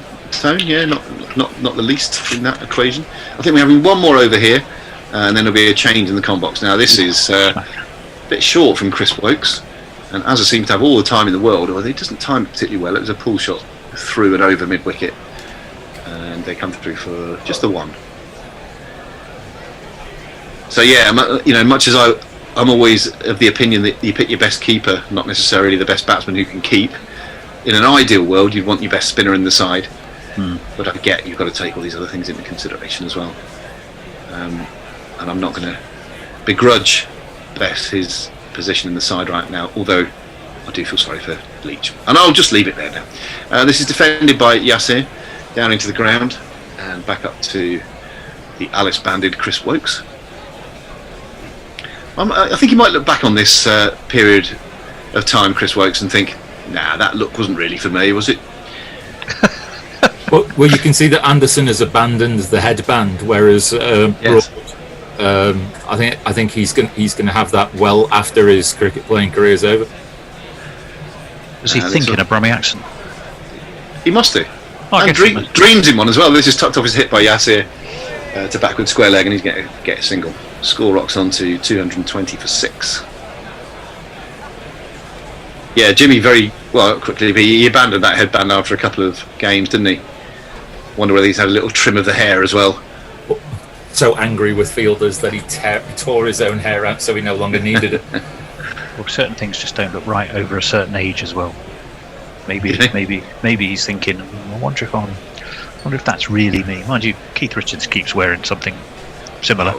He's a law unto himself. That He's about 220. He'll outlive us all, I tell you. Yeah, Keith Richards, Disney's greatest creation.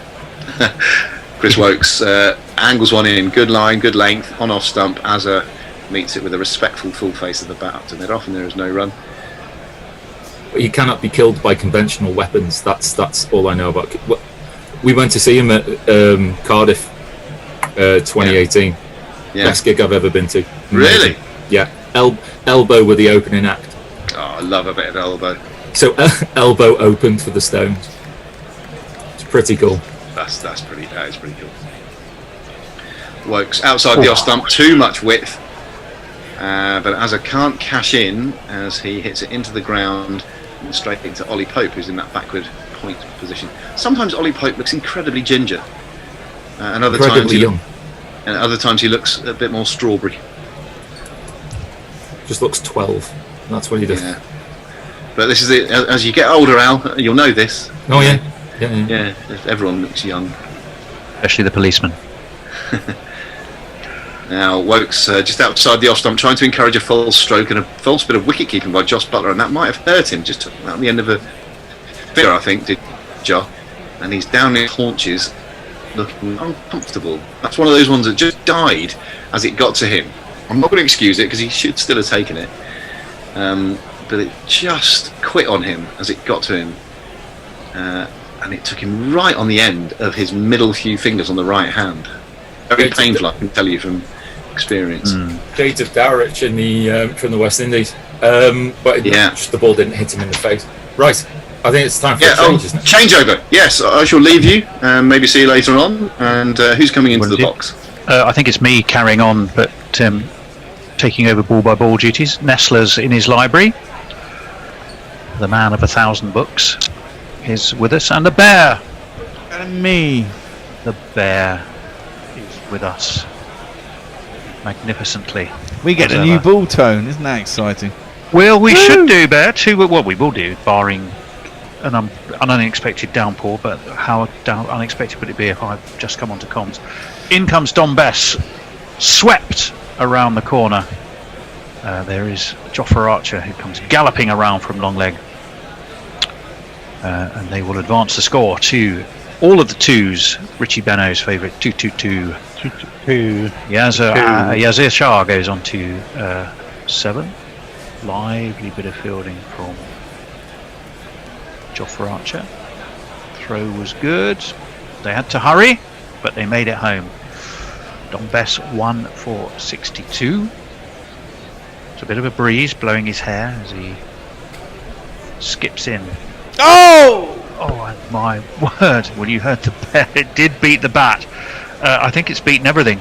Rory Burns has gone herring after it. I don't think he's going to get there. And is that leg buys or just straightforward buys? I think it was an edge. It was an edge. It was an edge. Oh, well, we're going to have a look. A very thin edge. Boom. It was a thin edge. First slip would have had it. There is a man stationed. It's Joe Root, probably more at second slip. So it went between Butler and Root. Jimmy Anderson has his head in his hands. He's not even bowling. And yes, that one skipped away, I'm afraid, from... 2 + 2 is our man. I think that was even too far. I mean, it was one of those ones that's just a little bit too thick for the keeper, but too thin for the leg slip. slip and a forward short leg for Don Bess, and this one is flicked wristily to mid wicket by Yazir Shah. Adjusts his helmet, very conscious he's probably had himself a little life there. Don Bess, who's coming around the wicket to the right-handed Yazir Shah. Yazir Shah plays that nicely, works it off his hip, backward a square. They will take one. Jofra Archer underarms that in, you sense perhaps protecting an arm or an elbow. There was a bit of a conversation earlier, wasn't there, with Jofra? I didn't really think it at the time, but a couple of things I've seen since make me worry a little bit about that arm of his. This one's flicked again. This one's flicked through mid-wicket. But Stuart Broad is down there in the deep and will restrict them to a single. 228 for 6. 355 the deficit. Crucially for England, they will hope they can do what they did last night with the new ball in their hands, because there is just 7 balls to be bowled, one of which is this one. Forward comes Yazir Shah. It's the end of the Bess over, so 1 over left before we see, I suspect, that new cherry. I would be amazed if England didn't take it. Nestle. They've got to take it. Jeff Perkins says, regularly see policemen then, do we, Mr. Bishop? Yes, Muttley. Especially, and they're all young. Muttley worked the crowd well at Cardiff 2018. Caroline Street for a chippy, washed down with a pint of brains, brought in a lot of the cheers. The booze for Splot. I don't know what that means. The booze. Does Brain still have skull attack as one of its main pints? Dear. Jay Grover says, Tony speaks the truth. A few months back I thought about getting a new tattoo and a voice in my head screamed, no, you fucking dosh, you're 42 years old. I do not want to be the groovy uncle with an earring. Sometimes you think like that, and then you, like you say, you see Keith and you think, fuck everything. Some people can get away with it. Pull it off, yeah, the old rockers. I like an old rocker. The danger is very few can, and it's those who think they can because they see someone like Keith Richards and go, oh, I could do that, but just would never be quite as cool. Anyway, 228 for 6, as we have been saying, 1 over left of the new ball. Wokes in the meantime continues. This is flicked away off his hip. Ayazar Ali. There is. Goes to deep backward square. They take a single. Shah back on strike. Old rocker in Epping, who's got the whole Ron Wood, Keith Richards thing absolutely perfect. I'd say he's about 60, sort of early 60s. Well, hang on. But you can't. Yeah, well, sorry. Well, he is an old rocker. I mean, you can't fault the guy. He absolutely does look the business. And Carries it off, does he? Walks down Epping High Street with his, bangles and his hair and his leather. He looks great. I always smile when I see him. And this one is worked way off his legs to mid-wicket by Yazir Shah. Do you remember a band called the Nashville Teens, Nestlers? Tobacco Road and the like? Yep. My youngest girlfriend, her uncle was in the Nashville Teens. He's 80 now. Ray, I can't remember his second name. But, but he's, I suspect with a small amount of artificial help, he looks probably around about half that age. Somehow. That's all the heroin. But every time you see him, I'll wait for a second. When comes Wokes down, gets the bat down, does Yazir Shah. Wokes fields off his own bowling. Every time you see him at a family event or party, he stands out by dint of coolness. They're just different. Some people can do it. Yeah. Who is this? Is he like me? Yeah. No. Well, yeah. You definitely, Bear. I can see you at the age of 75 or 80 in your rocking chair, just looking cool. Just wearing it. I hope so. I don't know if I'll get to 80. In comes Wokes. That dips in, but it's waited for and played beautifully back down the track by Yazir Shah. Jofra Arch is going to chase it. I think he's just going to get there. He does. But he played that very nicely, didn't he, Nestlers? He did. I fear I'd be more Rick Parfitt than Keith Richards, says Jay Grover. And Splott is a part of Cardiff, apparently. Ah, okay. I didn't know that. Splott. We are watching members of the T20 squad meandering their way. My youngest girlfriend. No, my youngest's girlfriend. Sorry, I'm answering a tweet that I had that you haven't read out. Oh, right, okay. I'll let you read it out, then I'll attempt to answer it. 79.4. This one is fallen on off stump, but nicely, tidily played by Hazar Ali, who has done a fantastic job for his team. He will want to continue doing it, of course. They are far from out the woods. Muttley's tweet. Your youngest girlfriend, Tony? You mean you have more than one? Hey, excuse me. Said my youngest. The girlfriend of my youngest son. Not that I have many girlfriends, obviously, one of whom would have to be youngest and also oldest, and probably one or two in the middle as well. What are you saying, Tony? Yeah. I don't know. You're digging yourself a big hole here, man. The pills are wearing off. Yeah, exactly. 32 for 6. The medicine's coming undone. And driven away, backward of point. I think that's going to make it, despite being hunted down. It's not going to be hunted down successfully by Ollie Pope. It's 4 more.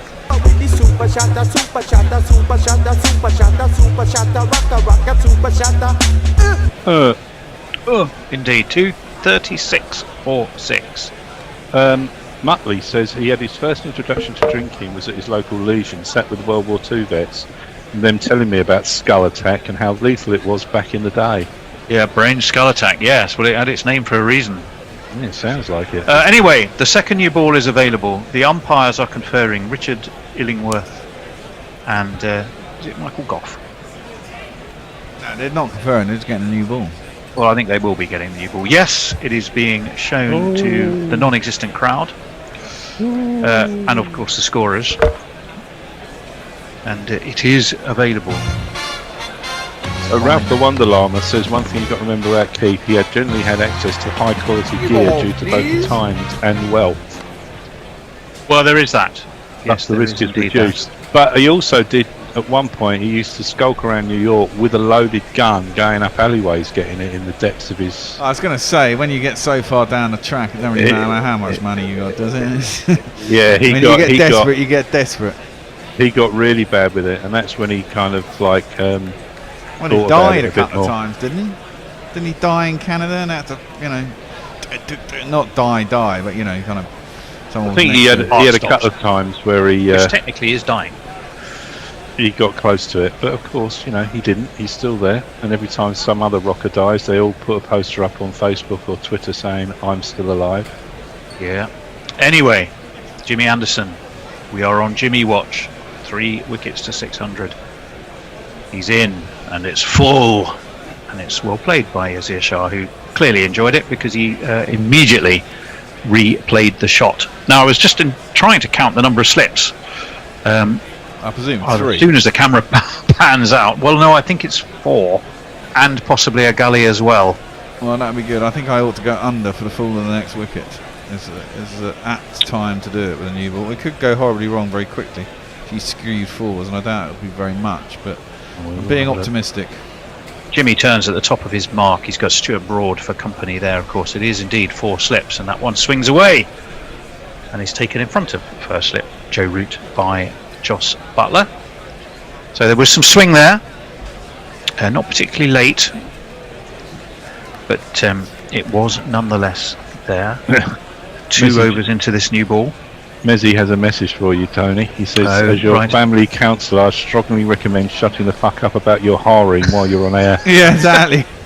Well, I was making the point that I don't. I was hypothesising if I did, one of them would have to be the youngest. Anyway, not to worry. Oh, Anderson, and he's past Yazir Shah's outside edge, and well, Yazir Shah's then subsequently playing the shot he probably wish he'd played when the ball was whistling past him, because he got all squared up, waggled his bat, and was a very lucky man to still be there, but he is still there. Can I play him a jingle? Please do. Jimmy, Jimmy, Jimmy, Jimmy, oh, Jimmy, Jimmy, Jimmy, oh, little Jimmy, will let go. Jimmy's in again, and Yazir Shah has another little waggle of the fishing rod, looking to get a bite outside of off stump, and it's through once more to Jos Buttler. Tony, you're wishing these 600 wickets too much, mate. Let it come. Let it happen. Just don't panic. Don't push it, don't force it. Let it happen naturally. I'm with you. Ooh. Oh, you see what I mean now? I mean, it was the classic. Yeah, well, Buttler and Rory Burns are having a good old chuckle. But it was the classic chasing of one that just moved late. In comes Anderson again. This one is slightly shorter and more on leg stump. It's pulled very proficiently indeed through mid-wicket, and it's going to go all the way for 4 by Yazir Shah. Good shot. It's me, says she. It's me, says she. I don't know how many 4s Jimmy Anderson has conceded in his career, in Test cricket at least, but I'll bet you for literally every one, the cameraman has immediately focused in on him to just see what the expression on his face is after it's happened. Well, he always looks grumpy, but he looks particularly grumpy when he's been hit for 4. Well, yeah, yes, literally. They enjoyed that in the Pakistan dressing room, as well they might. It was a beautiful shot. Jimmy's going to be in again. In he comes. Oh, and that one again is kept pretty low.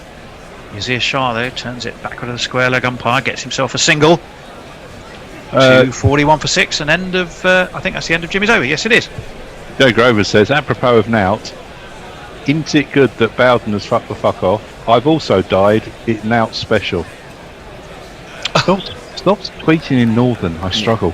Knuckle Pandy's with us. Plenty to recommend the current CPL match for fans of lopsided scorecards. After 7 overs of the Barbados Trident's chase of 186, Johnson Charles is 49 off 29 and Shy Hope is 11 off 13. Earlier, Kieran Pollard and Darren Bravo hit 69 off the last 4 overs. Bloody hell. All very, very exciting. 69 you wouldn't want to leave this Test match. No, you wouldn't leave a Test match with a bloody CPL, would you, really? Let's be honest. Jeff Perkins says, isn't Tony's reference to his youngest girlfriend just a way of distinguishing between those twins? Oh. Right. Let's probably leave that one right there. Where's your shovel, Tony? Yeah. Stuart Broad. He's going to have a jingle too. Goes like this. He's got to have his own jingle, no doubt about that. Sweep the leg, Brody. Got the best headband around. Something has got to keep her down. Got the best headband around. Your ego ain't gonna be kept down. Got the best headband around. Even though your hair is thinning now. Something has definitely tickled the array of Pakistan players round the balcony. I think Imam al-Haq fell off his chair and it got caught on Oh, camera. was that what it was? Yeah. In comes Broad. He's got 4 slips as well. And Yazir Shah, who's getting a taste for this, I think. New ball. Doesn't worry me, he says. And plays that very solidly back to the bowler. 41 for 6. Azhar Ali, a splendid 113 for him. A real captain's knock in every sense of the word. But he'll need to try and stay there a bit longer. And he'll need Yazir Shah probably to do it with him. Yazir Shah has moved fairly swiftly onto 20, almost to run a ball. Broad again looks at the seam and then he's in, and that's played down into the ground by Yazir Shah. No, it's not. It's caught. It's caught. Good lord. That's the quality of my feed. He's gone, edged, taken. Broad has a wicket. Yazir Shah throws his head back and still somehow appears to be smiling, but I think it's more of a grimace. England have their wicket with the new ball.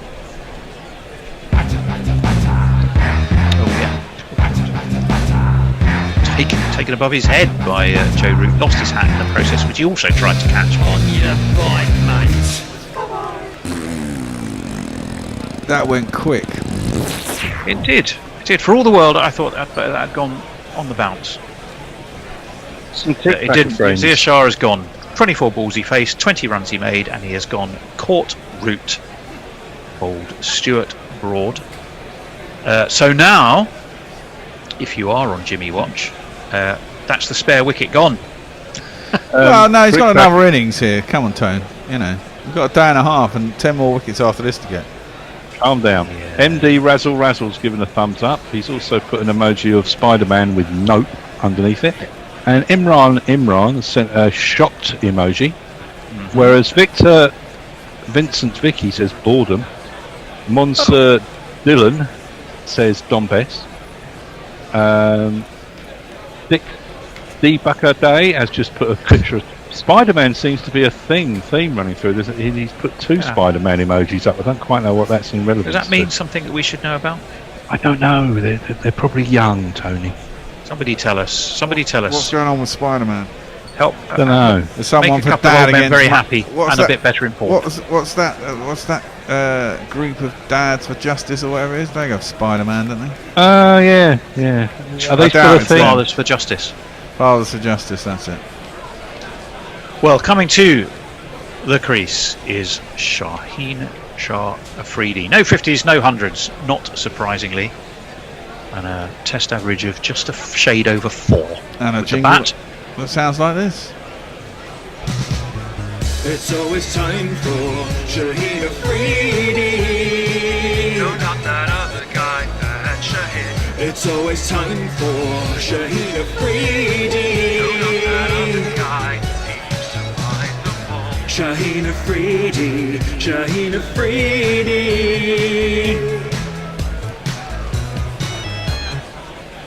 241 for 7. Stuart Broad will have Shaheen Shah Afridi in his sights. New ball in his hand. He'll be bowling to the left-hander. He's got there, in fact, 4 slips, and they're bringing in a gully from third man as well, which looks like Don Bess. So 4 slips, a gully. Man at short square leg, and it's worked off his legs past that man at square leg. Chris Wokes will run round from long leg, adjust his cap as he goes, and Shaheen has got himself off the mark with 2. He realised there pretty quickly, Wokes didn't need to slow down as he went round and let them get back for 2 because they want to bowl at Shaheen. Yeah, maybe that's why he decided to adjust his cap on the way. Joe Root, when he took the catch, took it above his head. His hat and glasses fell off. He had sort of the presence of mind to attempt to put his hand back and still try and catch the cap before it hit the ground as well. In comes Broad. He's fired up now. His elbows are pumping, and that one's short and is played pretty well, actually, by Shaheen Shah Afridi. That one was played down into the ground. Broad, who's operating from that hotel end. Jimmy. Actually, I'm not sure he is now. I think he's actually bowling from the pavilion end. I beg your pardon. It's the view that we have. Yes, he's operating from the the Rod Bransgrove Pavilion end. That's definitely what you would call an attacking field, as in comes Broad, squares up Shaheen, but it squirts away to backward point. There's no run. 2:43.47, one ball left of this Broad over. You think Azhar Ali will try and do what Rizwan did in the last test as well, don't you? Although it wasn't so much with the new ball, was it? It was later on that Rizwan was doing that. Much more with an older ball. Might not be so easy with a new ball. In comes Broad again. Oh, that completely beat Shaheen Shah Afridi, and goodness me. Well, he got away with it. It was through to Butler. Shaheen's probably still wondering where the ball went, but I can tell him on behalf of everybody it was in Butler's gloves. What a cut. It was a leg cutter, and it completely foxed the left-hander, and was taken pretty well again by Butler, mind you. Let's celebrate it when he does well. Teslas. Tony has a broad shovel, says Jay. And he also says, "Hey, my multitasking is making me lose a lot of stuff." And Jeff Perkins says, when he hit 60, Tony Bishop took a leaf out of Shane's Warren's book and underwent harem replacement treatment. Oh, very good. Very good. 2:43.47. Jimmy Anderson back into the attack from the Hilton Hotel end. Now he has just 3 slips, a mid-wicket, cover, extra cover, mid-off, mid-on. A man at third man, as this one though is just pushed to mid-wicket. Calm as you like by Azhar Ali, who's not going to get excited by all of this. He knows he's got a job to do, and his job is stay there. Dikabar Day says, what's your opinion? Can Pakistan cross the mark of 350? I wouldn't have thought so now. If Rizwan had still been there, quite possibly. 350, only 10 more runs. 350. What? No. Oh right, sorry, they trail. Yeah. No, I think it's unlikely. As this one is played low and late by Azhar Ali back to Jimmy Anderson. Yeah, 2:43.47. I was looking at how much they trail by, which of course is 340. No, that would be another 107 runs. 3 wickets remaining, and as we've discussed a fair bit today, a lengthy tail, all of which would make that considerably unlikely, and thus a follow-on discussion does come into play. This one is left by Azhar Ali outside of his off stump through to Jos Butler. If they're over no run, if it's 300 behind, you've got to make a follow-on. They only scored 280 in the first innings. I mean, it's going to be tough for the rest of this day because they can still go till 7:30. There's still potential another hour and a half. But say it takes another 20 minutes to knock them off. They got another 10 minutes changeover. They've got an hour to go. Another new ball to start again. Just got to get through the last hour and they'll be fresh in the morning. Well, yeah, hold that thought for a second there, because weather might be an issue there. That one is flicked off his legs by Azhar Ali.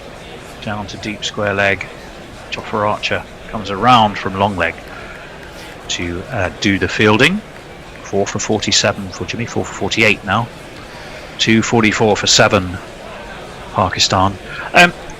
Now normally it's often the way not to enforce a follow-on and sort of try and bat the other team out the game, but given there is a forecast of some weather, do we think England would in this occasion attempt to enforce the follow-on? I think so. I mean, if they get less than half the score, you've got to think that, it supposedly gets harder and harder to score as the wicket deteriorates more and more. If they've got less than half your score and they're 300 behind, then you must assume that you're going to be able to bowl them out for slightly cheaper in the second innings. At least you'd hope so. And therefore you should enforce the follow-on. And Tuesday looks a washout. Indeed, this one's wide of Shaheen's off stump, and a man with a test average of just over 4 he may be, but he knows he doesn't need to lay a bat anywhere near that, and was quite happy not to. 2:44 for 7. Victor Vincent Vicky's on Crick Tracker as well. Was expecting 130. Better day 3 is still on. Yeah. Okay. Where did we end up on the GPL, Bear? That would be interesting to know. That's a good point. Yeah, we had 9 entries. That's not bad. Not bad at all. And I shall give you the. Jimmy, meantime, is going to be in. He does have the 4th slip in place now, and he beats a very tentative prod by Shaheen. It's really interesting to compare those last 2 balls. One was just that bit too wide. Shaheen was able to leave it. The other one was right on, middle and off, and moved a little bit further away and drew Shaheen into the stroke. And he was a very lucky boy indeed not to have edged it. Nestlers. Oh, but Bear, you were going to test about the GPL first. So 24 overnight, weren't they? Pakistan for 3. They've got, what are they on? 240 odd. Full score. They are on 232.46.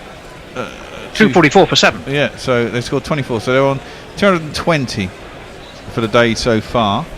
Runs were 149, 197 are out, 202 is out, 212 is out, 248, 259, 269, 277 and 326 remain. Indeed. I'll watch my picture for a second. Well, now we've found it. There we go. And it's Stuart Broad striding back to his mark with the ball in his hand. I assume there was no run. There was no run. Yes. ADSR on Facebook says Pagao and then says terrible people. Who are terrible people? I don't know. Hopefully not us. I do hope so. Azhar Ali, he's not a terrible person either. In fact, he's doing an extremely good job for his team. Short, cut through backward point, and that, I suspect, is going to beat... No, it's not. The young, youthful legs of Ollie Pope seem to gather an extra couple of miles an hour of pace there, and were able to haul it in just short of that rope. It's very uppish, wasn't it, Bear? It was, and it's interesting he only came back for 2 because there were 3 there. Is he already trying to well, he's or did he just think it was going to go for 4? Well, it's it's very hard. You can't read his mind there. I think he may have thought 4. At the same time, we're getting late in the day. The ball is new, and he has Shaheen Shah Afridi for company. He probably wants to marshal as much of the strike as he can, I would have thought. Yeah, very much so. Stuart Broad is in again. Left by Azhar Ali through to Joss Butler. No run. 246 for 7. Question from Wobbleseam. Have England figured out how best to use Archer, do you think? 52 and 16 without any wickets doesn't make for good reading again. Well, he's been has he been first? Yes, he has been first change, hasn't he? Yeah. I don't know. I mean, he's been a bit unlucky. He's bowled a bit more quickly. Yeah, he's bowled some good balls. You know, he hasn't taken any wickets. I just think the luck hasn't been with him. No, I'd go along with that. Nestlers. In comes Broad, left again outside of off stump by Azhar Ali. I dare say he could do that from now until the close of play, whenever that ultimately is. It's interesting. How many overs do we think we have actually left? The floodlights are burning brightly. I'm not sure. How many overs do we have in this session? Here we go. I'll tell you. I've got it here. Minimum overs. 23 overs left. 23 overs, yeah. Yeah, 23 overs left today. Have they had the light? They haven't had the light meter out yet this series, have they? This series, this test.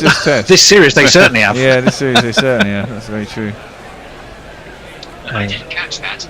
Could you try again? I didn't catch that. Could you try again? Who's got no, Siri I know. on? That's my Siri. For some reason, thought I'd said something. One of his hiring. Yeah, exactly. It's either that or I'll call it Joss Butler now, because that's left alone outside of the off stump. I didn't catch that. Can I try again? Muttley would make them play on. Yeah, well, it's a worn-out debate. To be fair, changes have been made to try and keep the players out there as much as is possible, and that's probably all you can ask for. 246 for 7. Azhar Ali, 4 slips ready. Broad in, takes him on the pad. Stuart Broad went for half an appeal, and now he's just standing there with his hands on his head. I think on height and width, No, that wouldn't have been good enough for an appeal. I'm not sure about that. I think there must have been an inside edge because. Well, we'll have a look. Yeah, it was a massive inside edge. Well spotted there. Because other than that, it looked quite adjacent. Baronga sent a picture in of Melchett from Blackadder with the words, "If nothing else works, a total pig-headed unwillingness to look at facts in the face will see us through." Blackadder. Leah's not going to be able to tweet us for next days 4 and 5 as her internet is moving to Hanover. Her internet, her personal internet. Yeah, you moving with it? Yeah, no, she is. She's been busy packing and decorating and doing all kinds of stuff. Nicely worked off his legs, actually, by Shaheen down to long leg. They'll happily take a single off that ball from Jimmy Anderson, who looks a bit grumpy about it. Once again, run conceded, close up on Jimmy. Permanent grumpiness.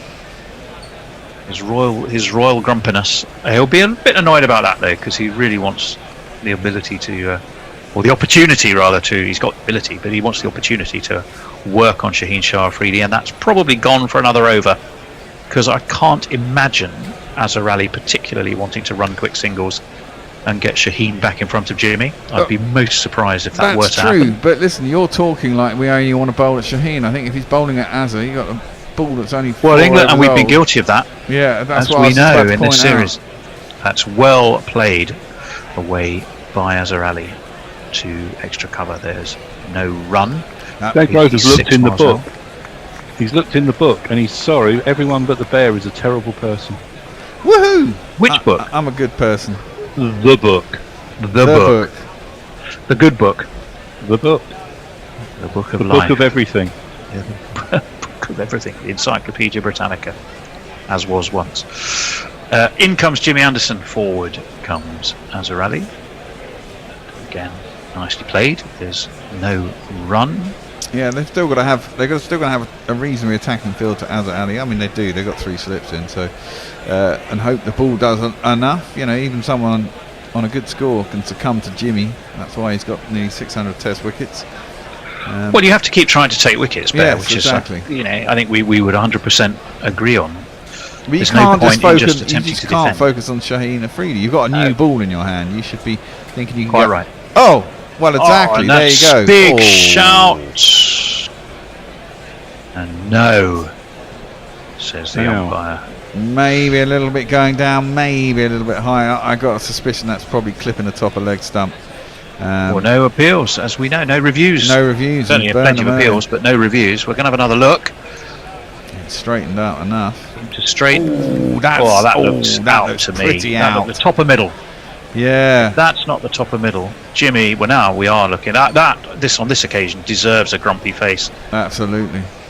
Well, they haven't shown us a view that. Because well, they will do, but that's jagged from about just inside the line of middle stump, straightened. It's going to absolutely fabulous ball. Absolutely fabulous ball. It's going to ping middle and off, pinging the top of middle and off. Yeah. Left alone by Azarali. Good, sensible cricket from him. Steady the ship, calm the nerves. He probably knows. Mind you, that said, it looks big old edge. There's a big old edge. Big old edge. What do we know, Bear? That's why we're not umpires. Well, 247. we can't. You can't hear it from here, can you? No, you can't hear it from here, and there was no obvious deviation. No, indeed not. 247 for 7. In comes Jimmy Anderson. Driven straight to cover by Azarali. No run. And that will be the end of that over. Nestlers, what do you got? Well, Jeff Perkins to Messi, and now that old Bishop is admiring the lad's youthful legs. Who's useful? Yes. Youthful. Ollie Pope. Not useful. Useful legs. They are useful. Well, they are useful because otherwise they wouldn't be professional sportsmen. Well, that's not necessarily true, but well, take your point. 247 for 7. Some other news, sporting news, in the Women's Open was won by Sophia Popov, who's ranked about 300 and something in the world. Absolutely decimated the field, really. Wow. Amazing victory for someone who's, I don't think, ever won on the European Tour. Stuart Broad's going to be into Shaheen Shah Afridi, Ooh. who He's out. Yeah, he's gone. It's a leg side strangle. We had to have another look. What a catch from Joss Butler. Annie Chave, Grubby Howarth, are you listening? What a catch from Joss Butler. To me, it was looking to turn it away round the corner. Butler just appeared out of almost nowhere, flinging himself full length. Oh, you have to see, you could watch that replay a million times. It was, in the words of Al Hotchkiss, an absolute worldie. What a catch. Best wicket keeper in the world. That was an absolute peachy peach, and we're going to give a jingle for the out man. So get on your bike and take a hike right out of here. Your history, no good for me. Your history, nah. Well, at the end of this over, we'll do a change. Worldie catches. So Al is, funnily enough, back on with Grubby and me. I'm doing ball by ball. Al is doing social, and Grubby's summarising. Not yet. Is it now? 6:15. Oh wow! We've been on since 5:35, guys. I've been on 3 sessions. I've done a Grubby. Time flies. But so am I done then? Am I cooked? Well, no, because we can actually go. Am I doing one more? We can go till 7:30. Now, am I done for this session? No, that's what I mean. Because we've only got. So why is the fucking power not working here? I don't know. We're getting a good close up of you worrying about it. I cannot even begin to put into words what a thing of beauty Joss Butler was as he flung himself through the air to take that catch. As I say, I don't know if you're watching it along with listening to us, but somehow, whether it's on YouTube highlights later, find a way to see it, because it was quite remarkable and so athletic and a thing of absolute beauty to watch. Extraordinary catch. We're going to have another look at it now. Flicked off his hip. And goalkeeper. Away went Joss. Every single part of him was about at least a foot off the ground. Well, that's his job. Well, yes, it is. Okay, yes. You know, he should be. There's catches and there's catches, though. It's your job to take catches, but there's catches and there's catches. And Stuart Broad has that expression of wide-eyed wonderment that he normally reserves for a great catch that's taken one of his wickets, which indeed was precisely what had happened. And what a catch. So 8 down now for Pakistan. Are we off? If that's the end of the over, yes, I believe there's supposed to be a change now. Oh, there we go then. I shall love you and leave you. Well, I don't know if they're here though. Grubby, are you there? Al, are you there? I know Al's there. Yeah, they are. Grubby and Al are both ladies in waiting. I am here. To coin the analogy, I think what we can start saying about with Butler and his wicket keeping, when he is good, he is very, very good. Well, but when he's bad, he's horrid. Well, yes, he certainly. Batting display has given him confidence to keep. I did notice earlier when he took that catch, at lunch they were doing some analysis, and I don't know whether it was just one particular ball, but NASA noticed that he was much lighter on his feet when he caught that catch off of Bess earlier than he had been previously when he dropped for the one earlier in the series. But I don't know how useful that is. It's one ball by ball. I suppose if you slow-moed him and watched his feet on all those balls and he had actually changed, then fair enough. But if it was just a lucky foot, who knows. Anyway, Abbas is into the crease, and he is going to face up to his first ball from Broad, and it's played up to mid-on. Let's give him a jingle. Goes like this. I don't want to be crass, but it's time for Mohammed Abbas.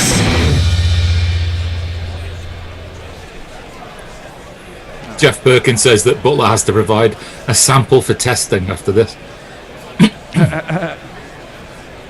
That might not even be human.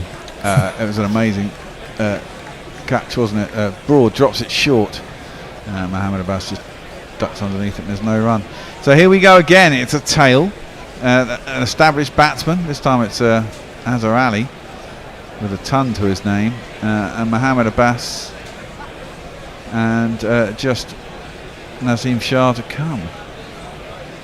Did damage to his last test. What was it, 70, nearly 100 runs from Rizwan plus the last 3 wickets, I think. Yeah, well, thereabouts, 90 odd runs. Broad is up to the crease, bowls at Mohammed Abbas. He tries to turn it into leg side. There ain't no run. 2 balls left in the over. 247 for 8. Azari's on 116. Mohammed Abbas just comes to crease after an absolutely stunning catch down leg side. North Stand Gang calls Joss a Superman. Ralph the Wonder Llama credit where credit's due. Butler's been much better this game. Jay Grover says drop Butler now. That sounds like a challenge. Yeah. And Hendo asks whether aliens have taken hold of Joss Butler's body. Wow. As Rich Hall once says, in space, no, we apologise. Yeah. Defended by Mohammed Abbas. Well, trying to pull his bat away, it hits the end of his bat and goes into the ground and towards the slips, and there's no run. So Grubby, have you become like a proud parent watching Butler take that catch? Yeah, I mean, of course, it was brilliant. I've only just, because I was away in a different room. There were piano lessons going on in this room, so I was away. I was listening to you guys, obviously, and so I heard it, and I've just seen the replay. I mean, it's one of those ones. Looks amazing and spectacular, and yeah, you do have to doff your cap. But yeah, I'm not saying it's the most brilliant thing he's ever done or is ever likely to do, but it was good. But it's quality, isn't it? That's down the leg side, and Butler takes it once more, but this time there's no little edge on it.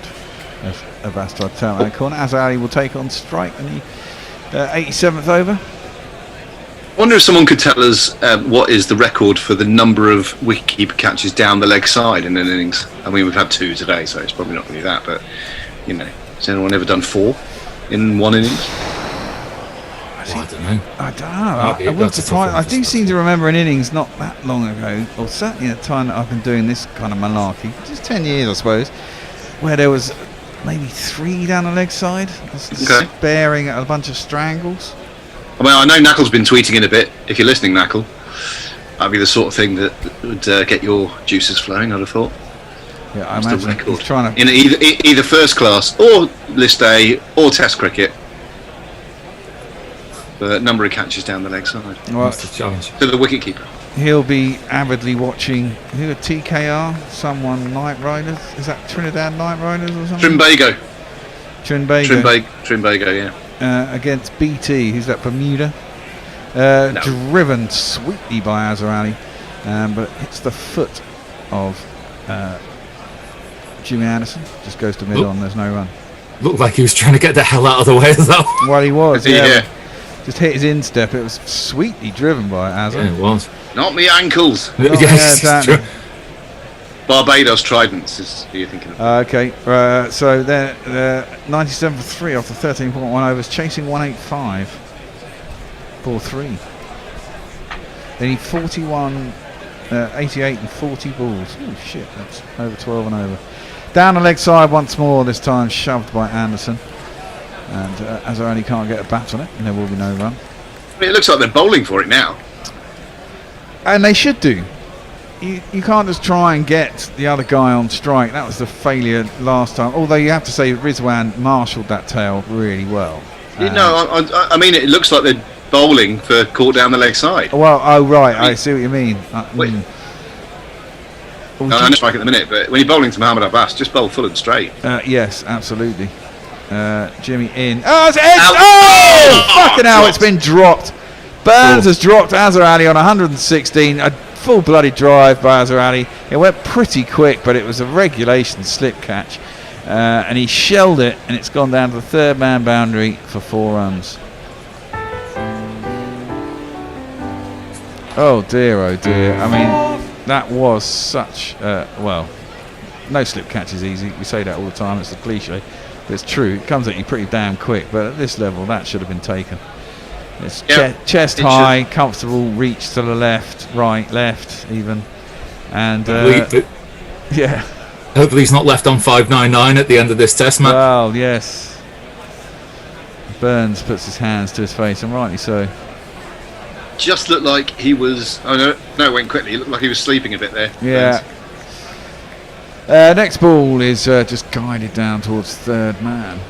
And there will be a single. He's dropped a couple, hasn't he? And I think he's dropped a couple in this series where it's risen on him to the point where it's kind of like trying to catch it, kind of like chest armpit height. Yeah, they were saying they were. The same was talking about trying to get his hands that way rather than that way. Yeah, I was going to say the same thing. We both watched the same article on Sky, huh? Uh-huh. Yeah, you do wonder whether you want to try and get your hands around the other way for that. But I mean, it's not something you can change in the middle of a test match. If you're comfortable catching that way, and that's how you catch that way. 5 slips, and oh, for fuck's sake! They put it down again. Anderson can't believe it. This time it's Crawley, the man with a bat who got 267. That was straight to him. I mean, that's just in the bread basket. That's poor. 2 in 2. 2 in 3. Oh dear. Oh, someone owes that man a pint at the end of the day. Absolutely. Oh dear, you cannot drop them. Anderson cannot believe it, and rightly so. That's 2 drops in an over. I think I saw just a couple more grey hairs appear on the side of Anderson's head. Sprouted out the side of his head in an instant. Yeah. Do you know what he's thinking to himself at the minute, Jimmy? 599. Yeah, exactly. 599. Yeah. Well, yeah, it's 2 different batsmen as well, to be fair. Oh, Jesus Christ. Last ball of the over. Jimmy's spewing. And it's defended. Don't play it back to him. Yeah. Defended by Mohamed Abbas, out to cover, and there's no run. Mohamed Abbas has a little smile on his face. Jimmy, love that smile. Yeah. Love that smile. Exactly. He didn't do that smile before the end of the over, you know. It's just, No. And Jimmy Anderson looks absolutely livid. There's Roy Burns, piratically walking back. Yeah, exactly. It's more and more like he should be at Hollywood. Going over and over in his head, saying things like, "My name is Inigo Montoya. Yeah. You killed my father. Prepare to die." Prepare to die. Oh, I must tell you, I am not left-handed. Hombre Nuevo sums it up and underplays it by says, Anderson looks well pissed. Yeah. I mean, I wouldn't want to eat in the same restaurant as him tonight, put it that way. I'm sure he'll forgive them at the end of the day. Everyone's dropped catches. Jimmy's dropped a few in his time. It might take longer than a few hours, I think. Well, if he gets 600 in this test, it will be forgotten. But if, as you say, if he ends up in 599, I bet there'll be a bit of chuntering. Azhar Ali just plays that into the leg side. It could be a single, but he's protecting Mohamed Abbas. We're on this old routine now, and there's no run. And he'd have been the one you got out, and then you'd have had 2 tail enders. In fact, that'd have been it. That'd have been the game over, wouldn't it? Robbie, what was the name of that Bermuda team again? Was it the Trident? Barbados, sorry. Yeah. Ralph Nurlama says, please tell me that Bermuda has a team called the Triangles. They're called the Shorts, aren't they? The Bermuda Shorts. Nice. I like that. Broad is in, bowl, short, pulled sweetly by Azhar Ali, and he dissects the 2 fielders out in the deep, one at long leg, one at deep back or square leg, goes between the 2, like one of these.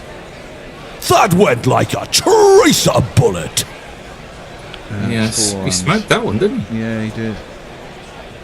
It's a good shot. Well, he must be seeing it like a football. He's on a ton. It's a beautiful, classic hook shot, really. Yeah, didn't really get up big enough. From under his eyebrows. Yeah. Got on top of it. Well in control. Brilliant. I'm glad to see him get a ton. I do like Azhar Ali. Yeah, me too. I like Asad Shafiq too, but he's not had a very good series at all. Brody is up to the crease now. Bowls. It's outside off stump. Flame out to point. Beautiful shot. 4 more. He's going for it. There's not one boy for me. I must have 2 or 3. I need 4.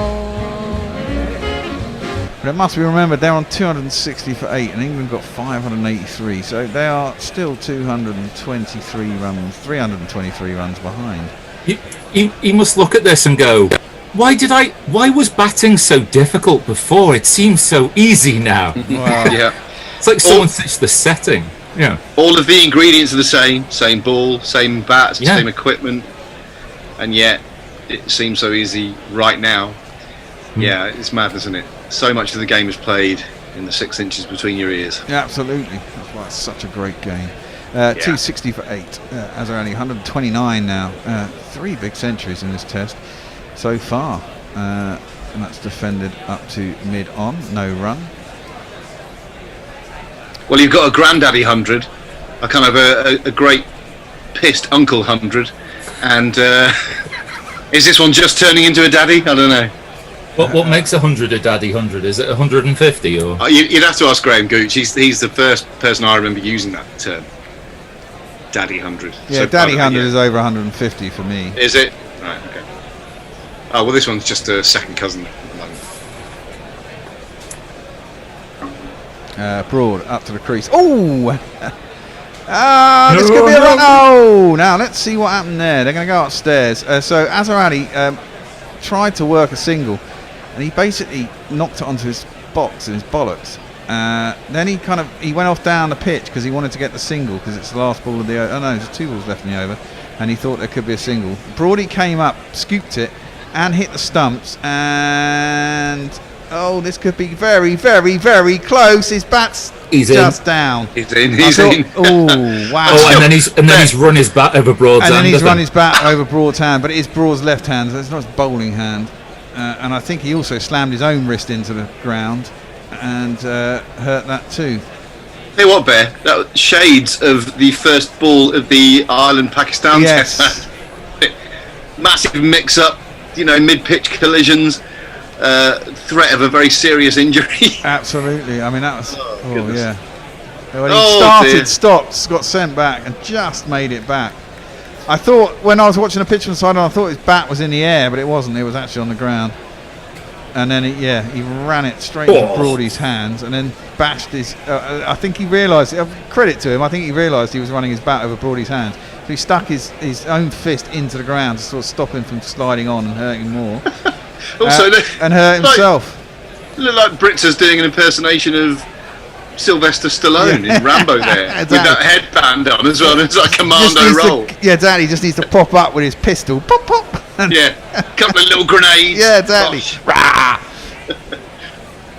Well, he's... sorry, it was his right hand that went over. And it's his bowling hand. Broad is it again. He slices that out, trying to drive on the offside. Back turns in the hand, goes out to mid-wicket. No run. And that's the end of the over, 260 for 8. So he couldn't get off strike. That's what he was trying to do. Sorry, I thought it was the 4th ball there, but that was actually the 5th. Which is obviously why he was panicky to get it done.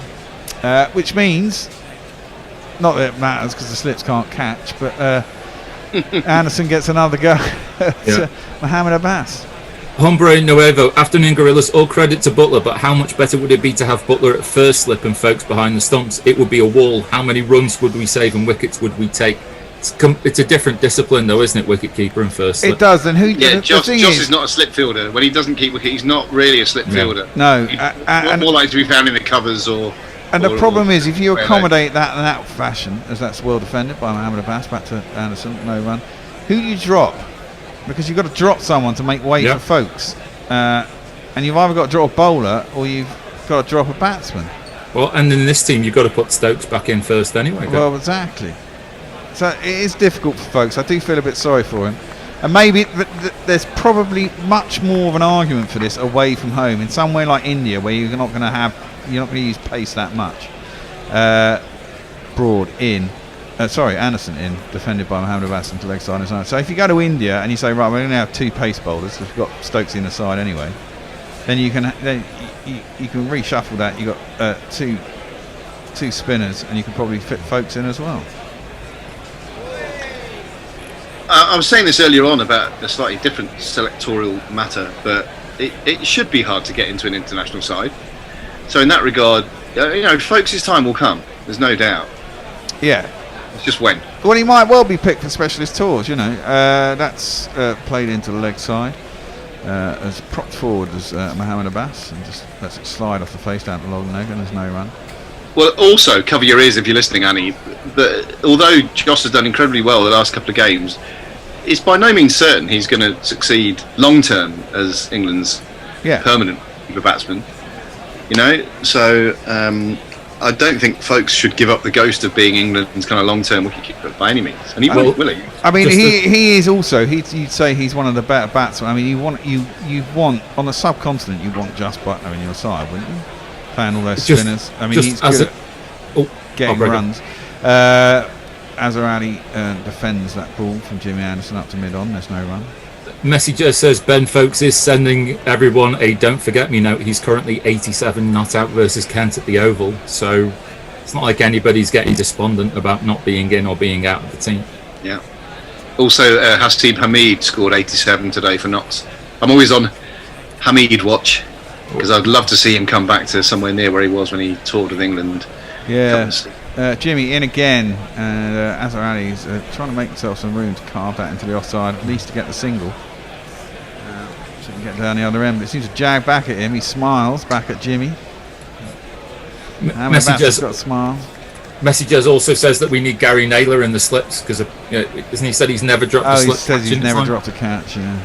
He was also complaining the other week because batsmen never played any shots against him. It's like, well, Gary, you're an opening bowler against an opening batsman. They don't have to play shots against. You've got to get them out, you know. You've got to make the ball move and catch that edge, maybe. Oh, that's in the air! For fuck's sake, I don't fucking believe this! Jimmy Anderson's having a fit, but I think there's a run out anyway.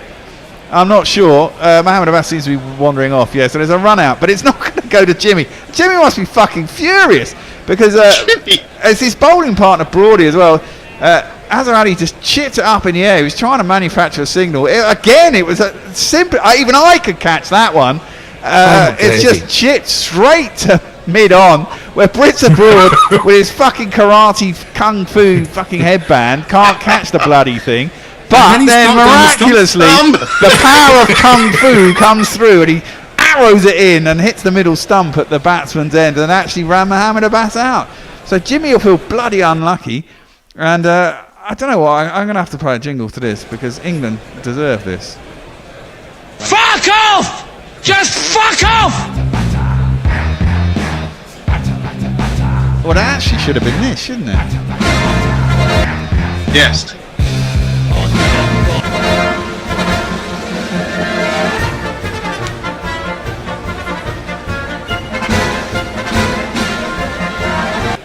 I mean, England, they're lucky. They got the wicket in the end, so I'm happy. But I mean, crikey. If I was Jimmy Anderson, when you get in that dressing room, Jimmy's going to be absolutely having a fit. Your shit. Your shit. Your shit. Your shit. But I mean, the thing is that Broad did there, like the run out was so much more difficult than the catch. Yeah, absolutely, totally. But it's the comedy moment where after he's dropped it, he's like, "Oh my god, I've dropped the ball." Yeah. And I can actually. I mean, the idea that on the scorecard it's just going to go run out Broad there is not enough room to adequately describe what happened. That would have been 600. That would have been 600 wickets for Jimmy. Well, it wouldn't. It wouldn't. Well, no, it wouldn't. He couldn't have it. Yeah. But he's had two batsmen drop 3 times, basically. Oh, Jesus Christ. They're going to go and dollies. A couple of dollies, really. Yeah, they're going to the dressing room and they're going to say, well, Jimmy, we didn't want to get 600 today. And Broad didn't even celebrate when he hit the stumps. He was just like, oh, sorry, mate. It's like Phil Taylor getting a treble 20 there, wasn't it? Middle stump from mid-off. To coin a phrase from American football, from way downtown. Yeah. Exactly, yeah, totally. It's a Hail Mary or something like that. Jimmy's got a slight smile. Well, at least the wicket was taken. I imagine he's happy about that. No, he's not. Well, he is not happy. Well, Broad's going to come in. I bet he cleans up the tail. That's down the leg side. There isn't a catch. And there's a rugby pass from there. He's done that a couple of times, Joss. Like a little scrum off. Whack! Yeah. This is it out the back of the scrum. He's feeling happy. 89.1 overs. I mean, they bowled, 160? They nearly had the second new ball, so it's 150 odd overs that after they bowled. You nearly got to the third new ball. Well, they did, and England will only have 10 minutes for the change. If they get this wicket in, say, 10 minutes' time, they'll only have half an hour at the end. I'd have a go. It's only 6 overs, so the new ball will be new tomorrow morning still. Yeah, you may as well. You may as well, and you get a full night's rest in between. Left alone outside the off stump by Azarali, who's remaining not out 129. The attitude of our tweeters kind of, I think, fairly well describes what Anderson might be thinking. Jay Grover, shilling for a man who offers Anderson a pint tonight. Ralph the Wonder Llama, I think the only question in Jimmy's mind is who to murder first. I think Brody gets off because he's his mate. bowling partner, so he gets last murder. Jeff Perkins, England fielders trying to ensure Jimmy has no excuse but to retire at the end of the season. Burnsy goes first because he didn't score any runs and he's not his mate. Driven sweetly by Azarani inside mid-on. That's probably going to go for 4. It's being chased down heroically by Jimmy, but he's probably saying "fuck you all." I would be. I'm not stopping this. If I were him, I'd go for Zach Crawley first. Score 267, would you? Yeah, exactly. Yeah. And then you can't fucking catch a simple catch. There would have been, there also, even if it's not his, he doesn't get to whatever, 300 wickets in his innings, as you say. That's his 5 for as well. He's got 4 wickets. That would have been a 5 for. Yeah. So unlucky. Yeah, absolutely. I imagine have a laugh with Wardy afterwards as they take the piss out of him. Inside he'll be going, I'm going to fucking punch you too. Yep. There'll be a lot of mirth. Don't you worry about that. Yeah, of course. 265 for 9. Azarani 133.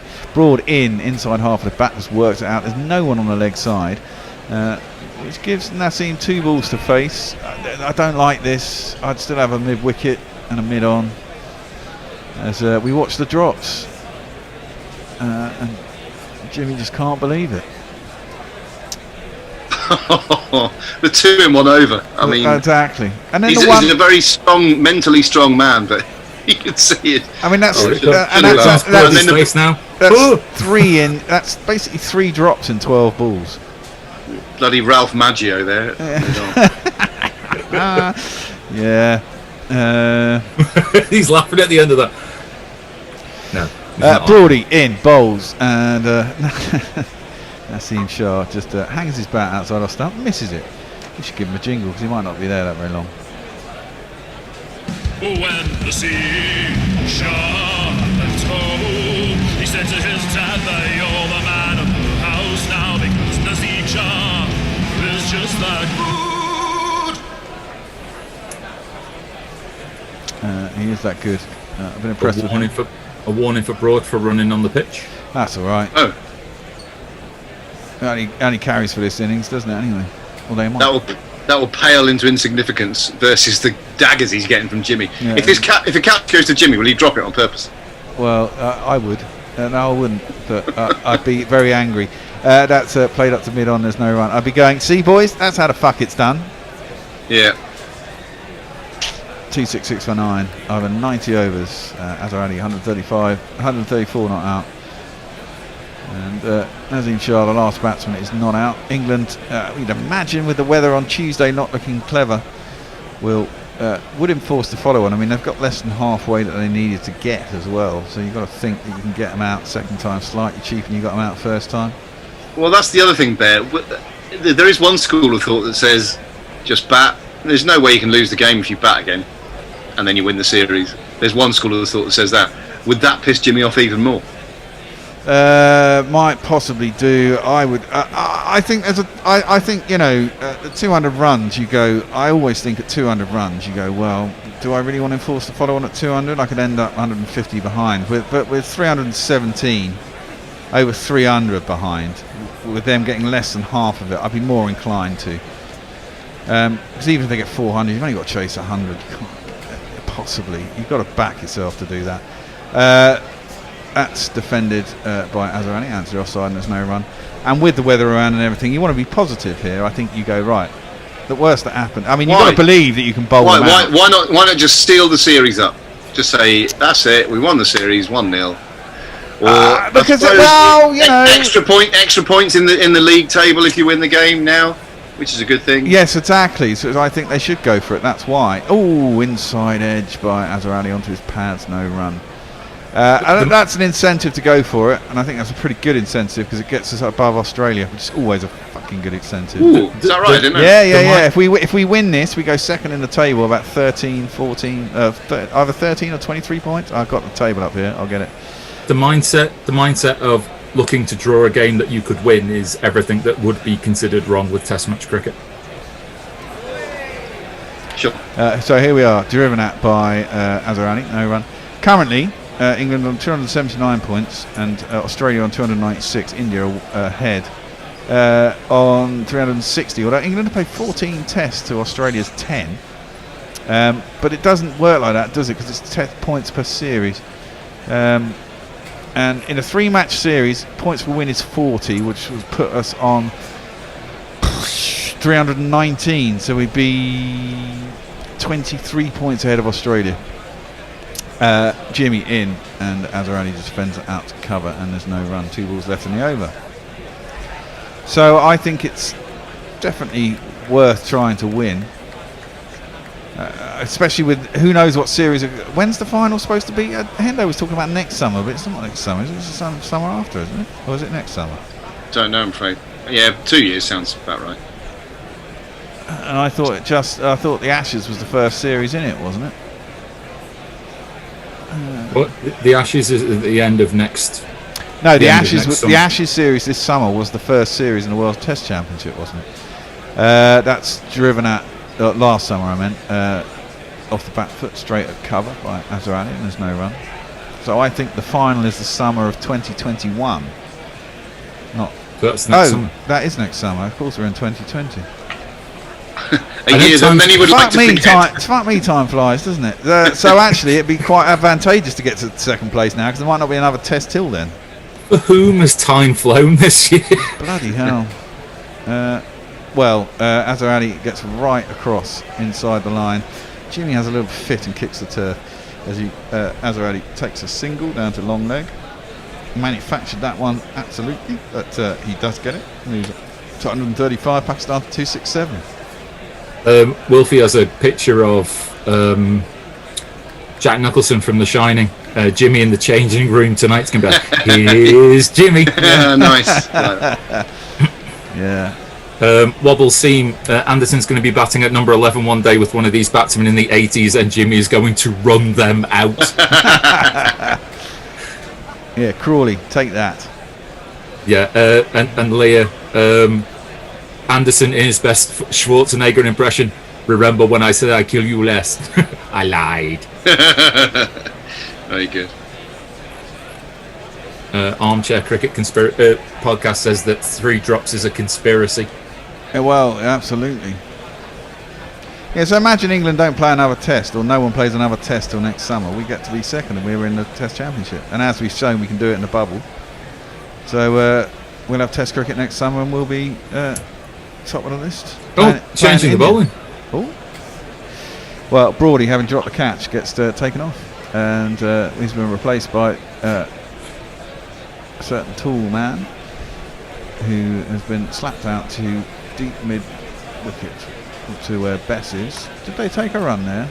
No. They didn't take a run. No. They could have possibly pushed for 2, but they haven't. They could, yeah. They didn't bother. This man's batting, bowling even. He will break your heart, break your heart. Hotter than lava, cooler than Bogart. In your face, at your stumps, on your toes, on your mum. Don't frown. Is that Men with Ven, that? Yeah, it is. Of course it is. Was there a lyric in there that says "on your mum"? Yeah, on your mum. I know it's a strange lyric. Yeah. He's a dirty man, isn't he? He is. He's a filthy. He's quite a dirty man. Defended out to the offside, and there's no run. He sent us a jingle. Have you heard that jingle? Have I played that to you? Which one? He sent us a jingle for. I can't remember what it is. Right. Well, you're not making it any easier for me to remember. I might give it a play, but it'll only ever be once. So if you're listening, listen out for it. That's flapped over the top of cover, and there's no run.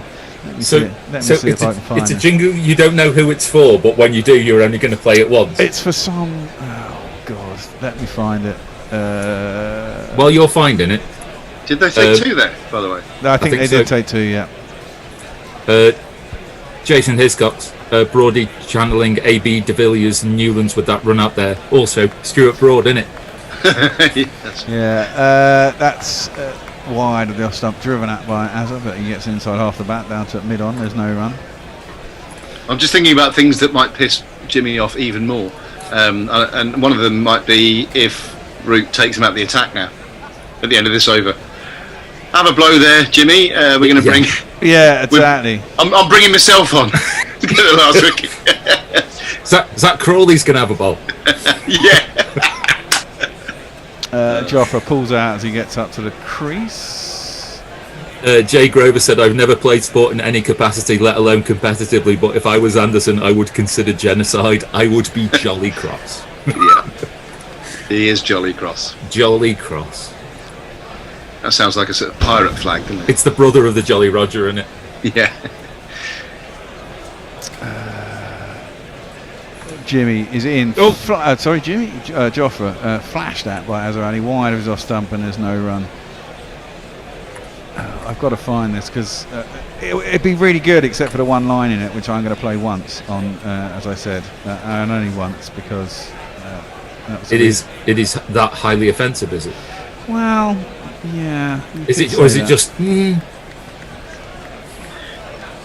I can almost hear Hendo sort of screaming into the void if he's listening. Yeah. Pulled sweetly by Azarani at cow corner. There's no one out there. It's going to be 4 runs. Drop too short. 1, 2,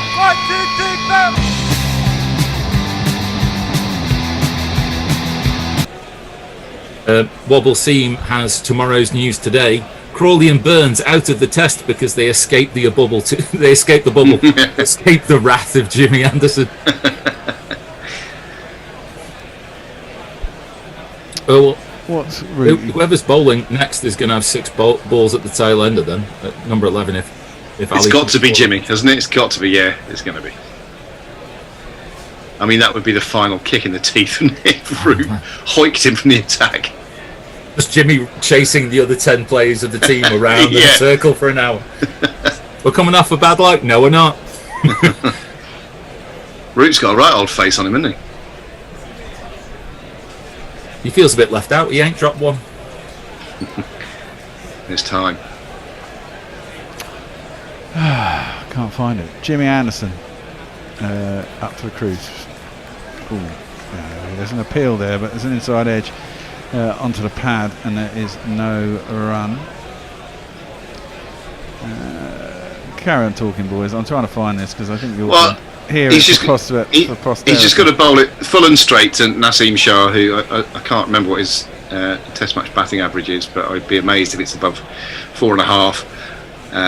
He's just got to keep his head here, Jimmy, I think, hasn't he? And think, oh, God damn it, I'm going to get this Michelle Pfeiffer if it's the last thing I do, and it might be the last thing I ever do. Well, yeah, Jimmy Anderson is in bowls, and Naseem Shah just leaves that through to the keeper, and there is no run.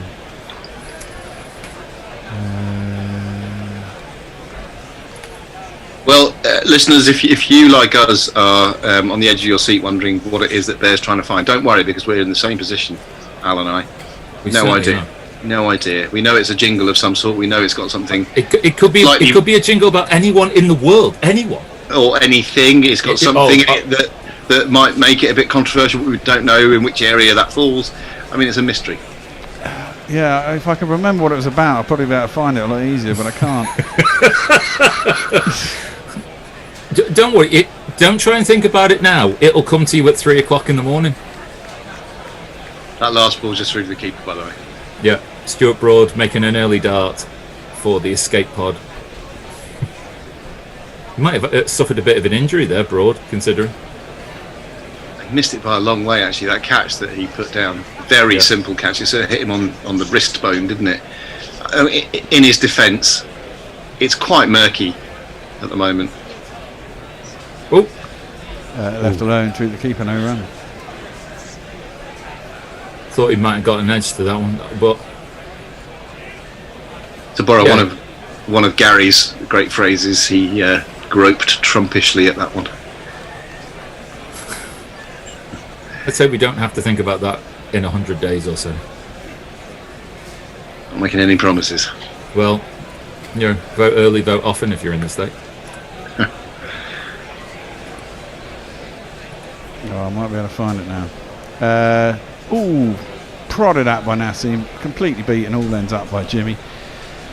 Back leg came round, was nowhere near the ball, but there was no run. One ball left in this over. Can he finally seal the deal? Can he end the innings and finish with 5 of his own, Jimmy Anderson?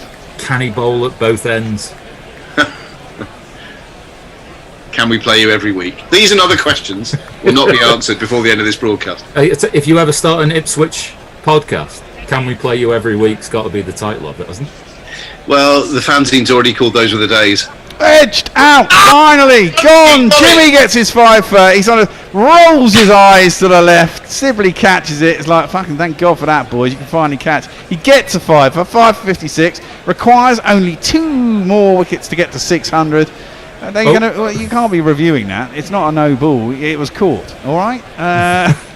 England lead by 310. Sorry. Pakistan all out for 273. I mean, they're way less than halfway there. Double that, they're less than 500, and England got 583. So you've got to say England have got to, enforce the follow-on. There's very little time left in the day. They lose 2 overs now, 10 minutes. So there's enough time for them to make the decision today, isn't there? Yes, and they get a good handy little 5 overs with another brand new ball, and they're warmed up straight at the openers, who won't really want to fancy come out and doing this again. They've been sat in the dressing room all day. It's still overcast and cloudy. Get another couple tonight, and Bob's your uncle. Okay, so Captain Bear, you would. How about a big hand for Azhar Ali carrying his bat all the way through the innings? Well, yeah, but he wasn't opening, so it's not Didn't open. not a full carry of the bat. What, didn't he open? No. It's Abid and Sharma Oh, sorry, my mistake. All right. He was in so early then, in that case, it's virtually carrying his bat. He was definitely in early. Yeah. No, it's a great knock from him though. Was it 100 and... what did he finish? 130 odd not out. Yeah, terrific. I'm looking at Jimmy's having a look at these balls, isn't he? I wonder if that's an indication of that they're going to enforce the follow-on. Must be, yeah. And he's ordinarily the one who picks the balls. I've heard him interviewed about this before. He's being the leader of the attack and whatever. He's normally the one, who go for a real dark one with a proud seam. I didn't think that teams got the chance to choose. I just thought it was like it gets, that it's done by the umpires basically. But not so. You do get to choose from a number of balls, which I don't know how much they cost these days. Like when I was playing years ago, new cricket balls like 25 quid, which seemed quite a lot. It's probably about 125 quid these days, isn't it? Anyway, should I read some tweets? Yeah, go for it. Yeah. So Jay Grover said, "Oh, fucking Eckers, putting Crawley onto bowl would have been minting genius." Wobble seen who would win in a wrestling match between Burns and Jimmy. Burns drops quite a few, doesn't he? Messi Jez says, "Come on, Bear, we're all massively on tender hooks." Jeff Perkins, why not search the email for men with Ben messages? Probably quickest. Jay Grover, Jeff. If there's a stump mic recording Anderson's comments over the last 10 minutes, please send it. Please send it. Please play it to send Hendo into connections. Ralph the Wonder Llama, just seen the replay, the look on Butler's face afterwards. Jay Grover, Al, I was having fun and then you mentioned Trump. Sorry about that, Jay. Good old Rebel, enjoying the cricket in the land of cotton, village of Holly Bluff, Mississippi. Messages. I thought when he said the land of cotton, I thought he was talking about Bolton or somewhere. Could be. It's anywhere near Manchester. Or do the Macclesfield. Yeah. I think that might be Lace. I'm not sure. Messages. You think Sibley might have been a tad relieved when he caught that one? Probably saved his own life or his kids. I've caught the ball. Please let my kids go. Okay. I've got an image of Jimmy now as Liam Neeson. I know where you are. I will take them and I will hurt them. Okay. That's what Jimmy's doing. Oh, here we go. What is it? Oh, right. This is a public service announcement for COVID. Oh. Is it going to play? Oh, come on. Where are you fucker? There we go. New government guidelines. After closing time at your local hostelry, please keep at least 1 imperial yard away from other members of the public. Unless you are A, having a fight, or B, getting fingered in a bus shelter. Thank you. You see? I just couldn't play it. So if you listen to that, that's a first and only, right? well, Exactly. Men with Ben. Hey. I feel honoured. I feel slightly violated. Well, exactly. Just slightly. Just like a partial violation, a passing violation. Never again will that be heard. Unless you've got access to the recording of this particular phase of it. Well, it's now the Dropbox. That's your ringtone. I've still got what's the sound of the police, my man. You know. I'm just going to go and relieve myself. They're going to be out in like 8. I think it's us 3 to the end because A, there's no one else here. B, everyone thinks it finishes at 7. So if we can go through at the end, you guys can stomach that. We're good. You ball by ball to the end if you like, Grubster. Oh, Al, you can. I think the last couple of times we've been on, it's been me ball by balling and you social metering. So I can do that. Well, whilst you're all doing that, I can turn around and I can read a couple of tweets out while we're waiting. Go for it. Messages says follow on enforced. Woi Pom gets 5. Thoroughly looks pissed off. Azar Ali to open if Pakistan follow on. Says Wobble Scene. He must be knackered though, mustn't he? Yeah, I wouldn't. He must be shattered. And Ralph the Wonderlama says what we were both thinking, Grubby and everybody else out there within earshot of us. What in God's name was that in relation to what it is that Bears just put through the airwaves? It's classic. If you like what you heard there, and by all accounts, our executive producer said it's never going to be heard on our airwaves again. If you like what you heard, go to the Men with Ven website where you can hear more stuff like that. Well, John Howe says that jingle was well worth a monthly Patreon. And again, if you do like what you hear, go to patreon.com, give us a few quid a month, a few dollars a month, and we'll keep this rotten enterprise going for longer. Because we need your grubby money. Well, yes. Well, I suppose your money is grubby money, isn't it? Such as it is, yes.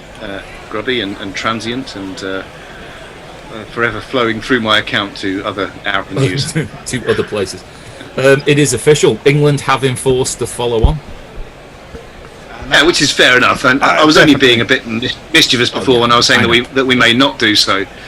It's not wholly beyond the realms of possibility. You think if the weather forecast isn't as bad as you say it is, there is no way we can lose the game if we do bat again now. No, I admit, if they thought there was going to be sunny weather for the next 2 days, they probably would bat and get 200 by lunch tomorrow, or shortly before tea, and give themselves 4.5 sessions to get them out with 500 on the board. Guys, I think Azir Ali's coming out to open. Well, that was a great call by was that Wobble Scene? Wobble Scene.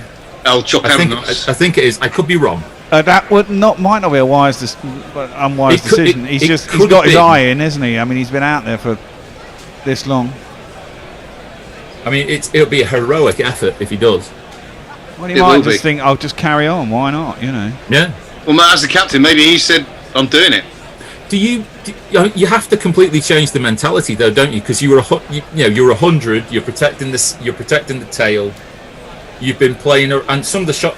He's been really expansive in that time between 100 and the end of his innings, and now you've got to come out. You're 0 for 0. You need 310 to save the game, at least. Just to make England bat again. You've got to start. Your mentality's got to go right the bit back to I've got 0 runs. But does it though, Al? You know, the point is he's done this because if he's doing it, and we can't confirm it just yet, but if he is doing it, he's doing it for the good of the team, thinking I'm the one who's seeing it well. I've been out there for a number of hours, and I'm in my stride. I'm playing pretty well. It's not like I'm starting again. In fact, he wouldn't really want to do that. I know he's got to face a new ball and everything. However, we may not get to have that dream realised because the dreaded old light meter's out. I'm wondering whether that light meter reading, because it's a new innings, is essentially a baseline reading. So they'd be able to talk about a deterioration of the light and offer it if it goes below a certain level. It's so wrong, this whole It doesn't get offered anymore, does it? This whole light rule at the moment. And the umpires look apologetic as if to say, we don't want to do this, lads, but we're going to have to. We can't play in this light. I think that's what the look on their face looks like to me. It's nonsense, isn't it? It's a nonsense. We've just been the fielders have come on. Jimmy Anderson is now laughing like the Joker from Batman. All we can what are they see doing? is... Are they referring it back to the last one? Azarani had come out. Now, that's interesting, because if they haven't started the innings, does he change his mind tomorrow morning? Because he's not in again tomorrow morning? Well, or it's has he not already the batsman's said, decision. basically, I'm It's the doing it. umpire's decision. I'm The opening. umpire have got to make a call here. It appears, judging by the direction in which fielders are going, that the umpires have come onto the field. That whilst the pitch was being rolled, a light meter reading has been taken.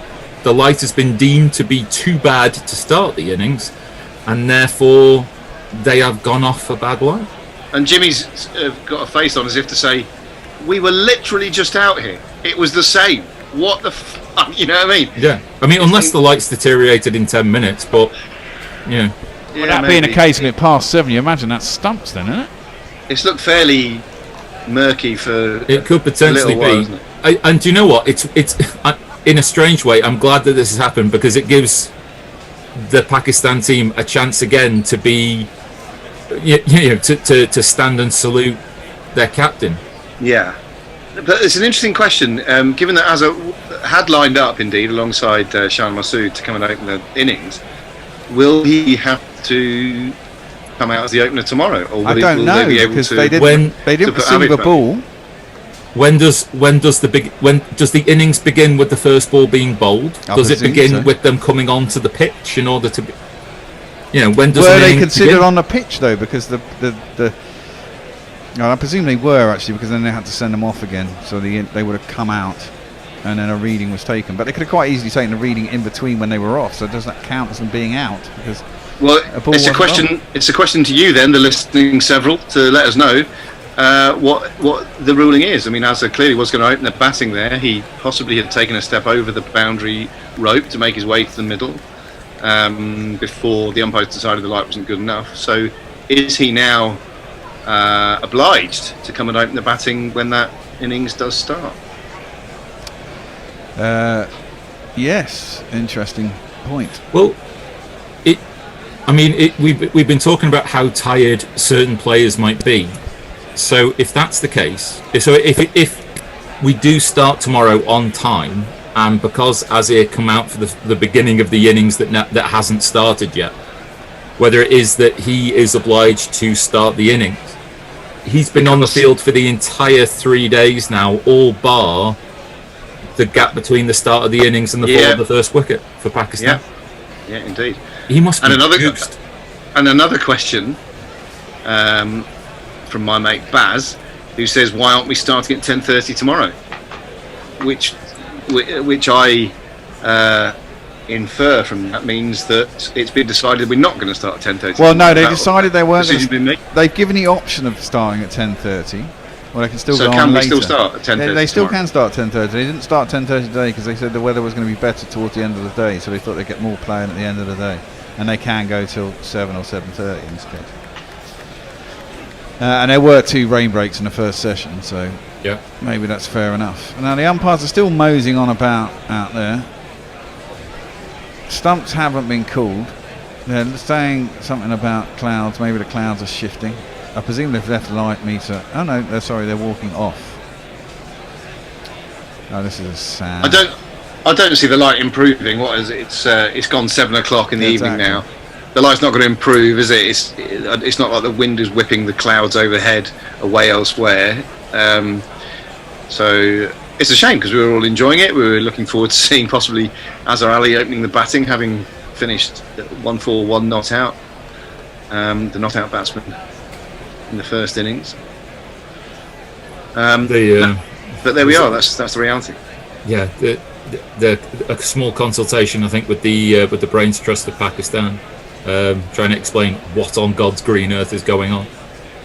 I think it's been lovely to see Misbah and Yunus kind of become part of that wider. And Stumps has been called, by the way, part of that wider Pakistan Brains Trust. It's a potential Brains Trust to rival any in the world if they can keep their former senior players inside the coaching circle. Yeah, and you imagine there's a bit of trust there as well because they were all playing together a couple of years ago as well. So you'd like to think that they know the players, they know how they tick, and as you say, it gives some positive vibes. Well, it's Stumps. Well, that's a shame. It's been a good day's play. We should give you the scorecard. Let me get that up if I can find it. I did have it up a minute ago. There we go. Full scorecard. So Pakistan overnight were 24 for 3. Azhar Ali was out there with Asad Shafiq this morning, wasn't he? Asad Shafiq went pretty quick. He was out for 5 off of 8 balls. Azhar Ali was not out 141 at the end. So there's been 3 big scores in this game. So wicket can't be that bad to bat on. Farah Alam finally, after 11 years, scored another test run. He got 21 of them. Before he was Bess's only wicket. It was a good ball outside the off stump, turned, bounced a little bit, caught his glove, and it was a good catch by Butler. He was out for 21. Mohammad Rizwan stuck around well with Azhar Ali, and was troublesome before he was caught down the leg side off Wokes by Butler once more for 53. Yasir Shah, breezy 20 off 24 deliveries before being caught off the shoulder of the bat by Root at first slip by Broad when the second new ball came along. Shaheen Shah Afridi didn't last long. He was caught. Butler bowled Broad. And then there was a bit of comedy where Anderson had 3 drops off his bowling in the space of 12 balls. The last drop was by Broad at mid-on, which resulted in a run-out. As he dropped it, at least he had the presence of mind to luzz it in at the keeper's end and took out the middle stump, which, as Grubby said, was probably a lot harder than catching the ball. But that did mean that the 9th wicket fell, and Naseem Shah was just caught in the slips by Sibley. And finally Anderson got his 5th wicket of the innings, which means he's only 2 short of his 600th, which hopefully he'll get tomorrow as England can force the follow-on. The bowling figures were Anderson 23 overs, 3 maidens, 5 for 56, could have quite easily been the 7 that he required. Stuart Broad 20 overs, 5 maidens, 2 for 40. Jofra Archer 17 overs, 3 maidens, none for 58. Chris Wokes 15 overs, 2 maidens, 1 for 42, and Don Best bowled 18 overs, 2 maidens, 1 for 68. England enforced the follow-on. Pakistan trail by, what are they trailing 310 by? runs. 310 runs. And runs scored today then were 24 off of that, 249. Did anyone win the GPL? 249. Oh, 248. Andy Haslam had 248. Oh, bad luck. Bad luck, man. It was 249. That's he had 259. You'd have made that one 10 less. You'd have had it. But good effort, my man. Have another go tomorrow. And yeah, that's it for the day, really, guys. Anything to add? Well, I've just seen a replay of the Broad drop off Anderson's bowling, which is the 3rd comedy drop off his bowling in a very short space of time, and Jimmy just stood there mid-pitch, double teapot on. He saw Broad pick the ball up and, to use Bear's word, luzz it at the stumps to affect the run out, and Jimmy just looked up, no smile, no nothing, just went, right, that's happened. And then Broady offered him the old the long arm, as you do these days. Jimmy just turned away. Yeah, he wasn't happy, and that's fair enough. I think history still beckons for the man. Yeah, tomorrow's another day, and all being well and weather permitting, he'll get his chance to get those 2 wickets he needs to go to the promised land of 600 test wickets. Indeed, indeed, indeed. We shall call it a day there. It's been a long day once again. It's been another 8-hour day. It's been fun. We've had Fires, we've had Anindo, we've had you guys, we've had me, Hendo, Tony the Bish and Nestle Boy's been on today. And I don't know who's back tomorrow, because that's Hendo's forte. But I'm sure I'll get a rota later. Are you 2 back tomorrow? I am working. As are you, Grubby, aren't you? I am indeed, sir. Oh dear. This work business gets in the way of proper stuff, you know. Certainly does. Anyway, it's the scourge of the drinking classes. I know, it's terrible, isn't it? Well, on that note, we shall say goodbye. Say goodbye to everybody. We'll see you 2 anon. I'll be back tomorrow. As you know, I'm here on my own, and I'm going slightly mad, but it's okay. I'll see you all tomorrow. Goodbye. Bye. Guerrilla crickets. Whoa. Guerrilla crickets. Whoa. Guerrilla. Take charge, man the barricades, patrol the cover boundary. At last the time is come, this is a cricketing emergency. Hear this call to arms for every cricket revolutionary. Take up your bats and stumps for the test match insurgency. At first they tried to silence us, but we would not be silenced. They threatened us with lies, so we threatened them with violence. Che Guevara sang the Cara, Joseph Stalin, Douglas Jardine, Robespierre, Darrell Hare, Vladimir Lenin, O'Brien Kevin, guerrilla cricket. It's not about the winning, it's about how many rules you break. Even in cricket commentary, this is the best advice to take. Pick guerrilla cricket, it's the finest choice you'll ever make. There's so much more to cricket than rev counters and a slice of cake. At first they tried to sanitize us and clean up our act.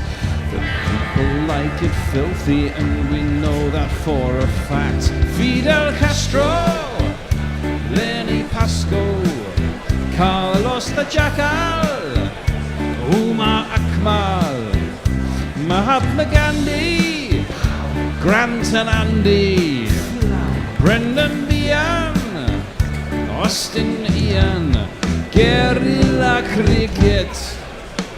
Stick with us, cause you know we're not the kind of thing that you see on the TV and the radio. So vive la revolution. First they tried to buy us, but we would not be bought. Okay, we were, but then we ran away, and we will not be caught. Would not give up the ghost when they left us all for dead. They decapitated us, but we just grew another head.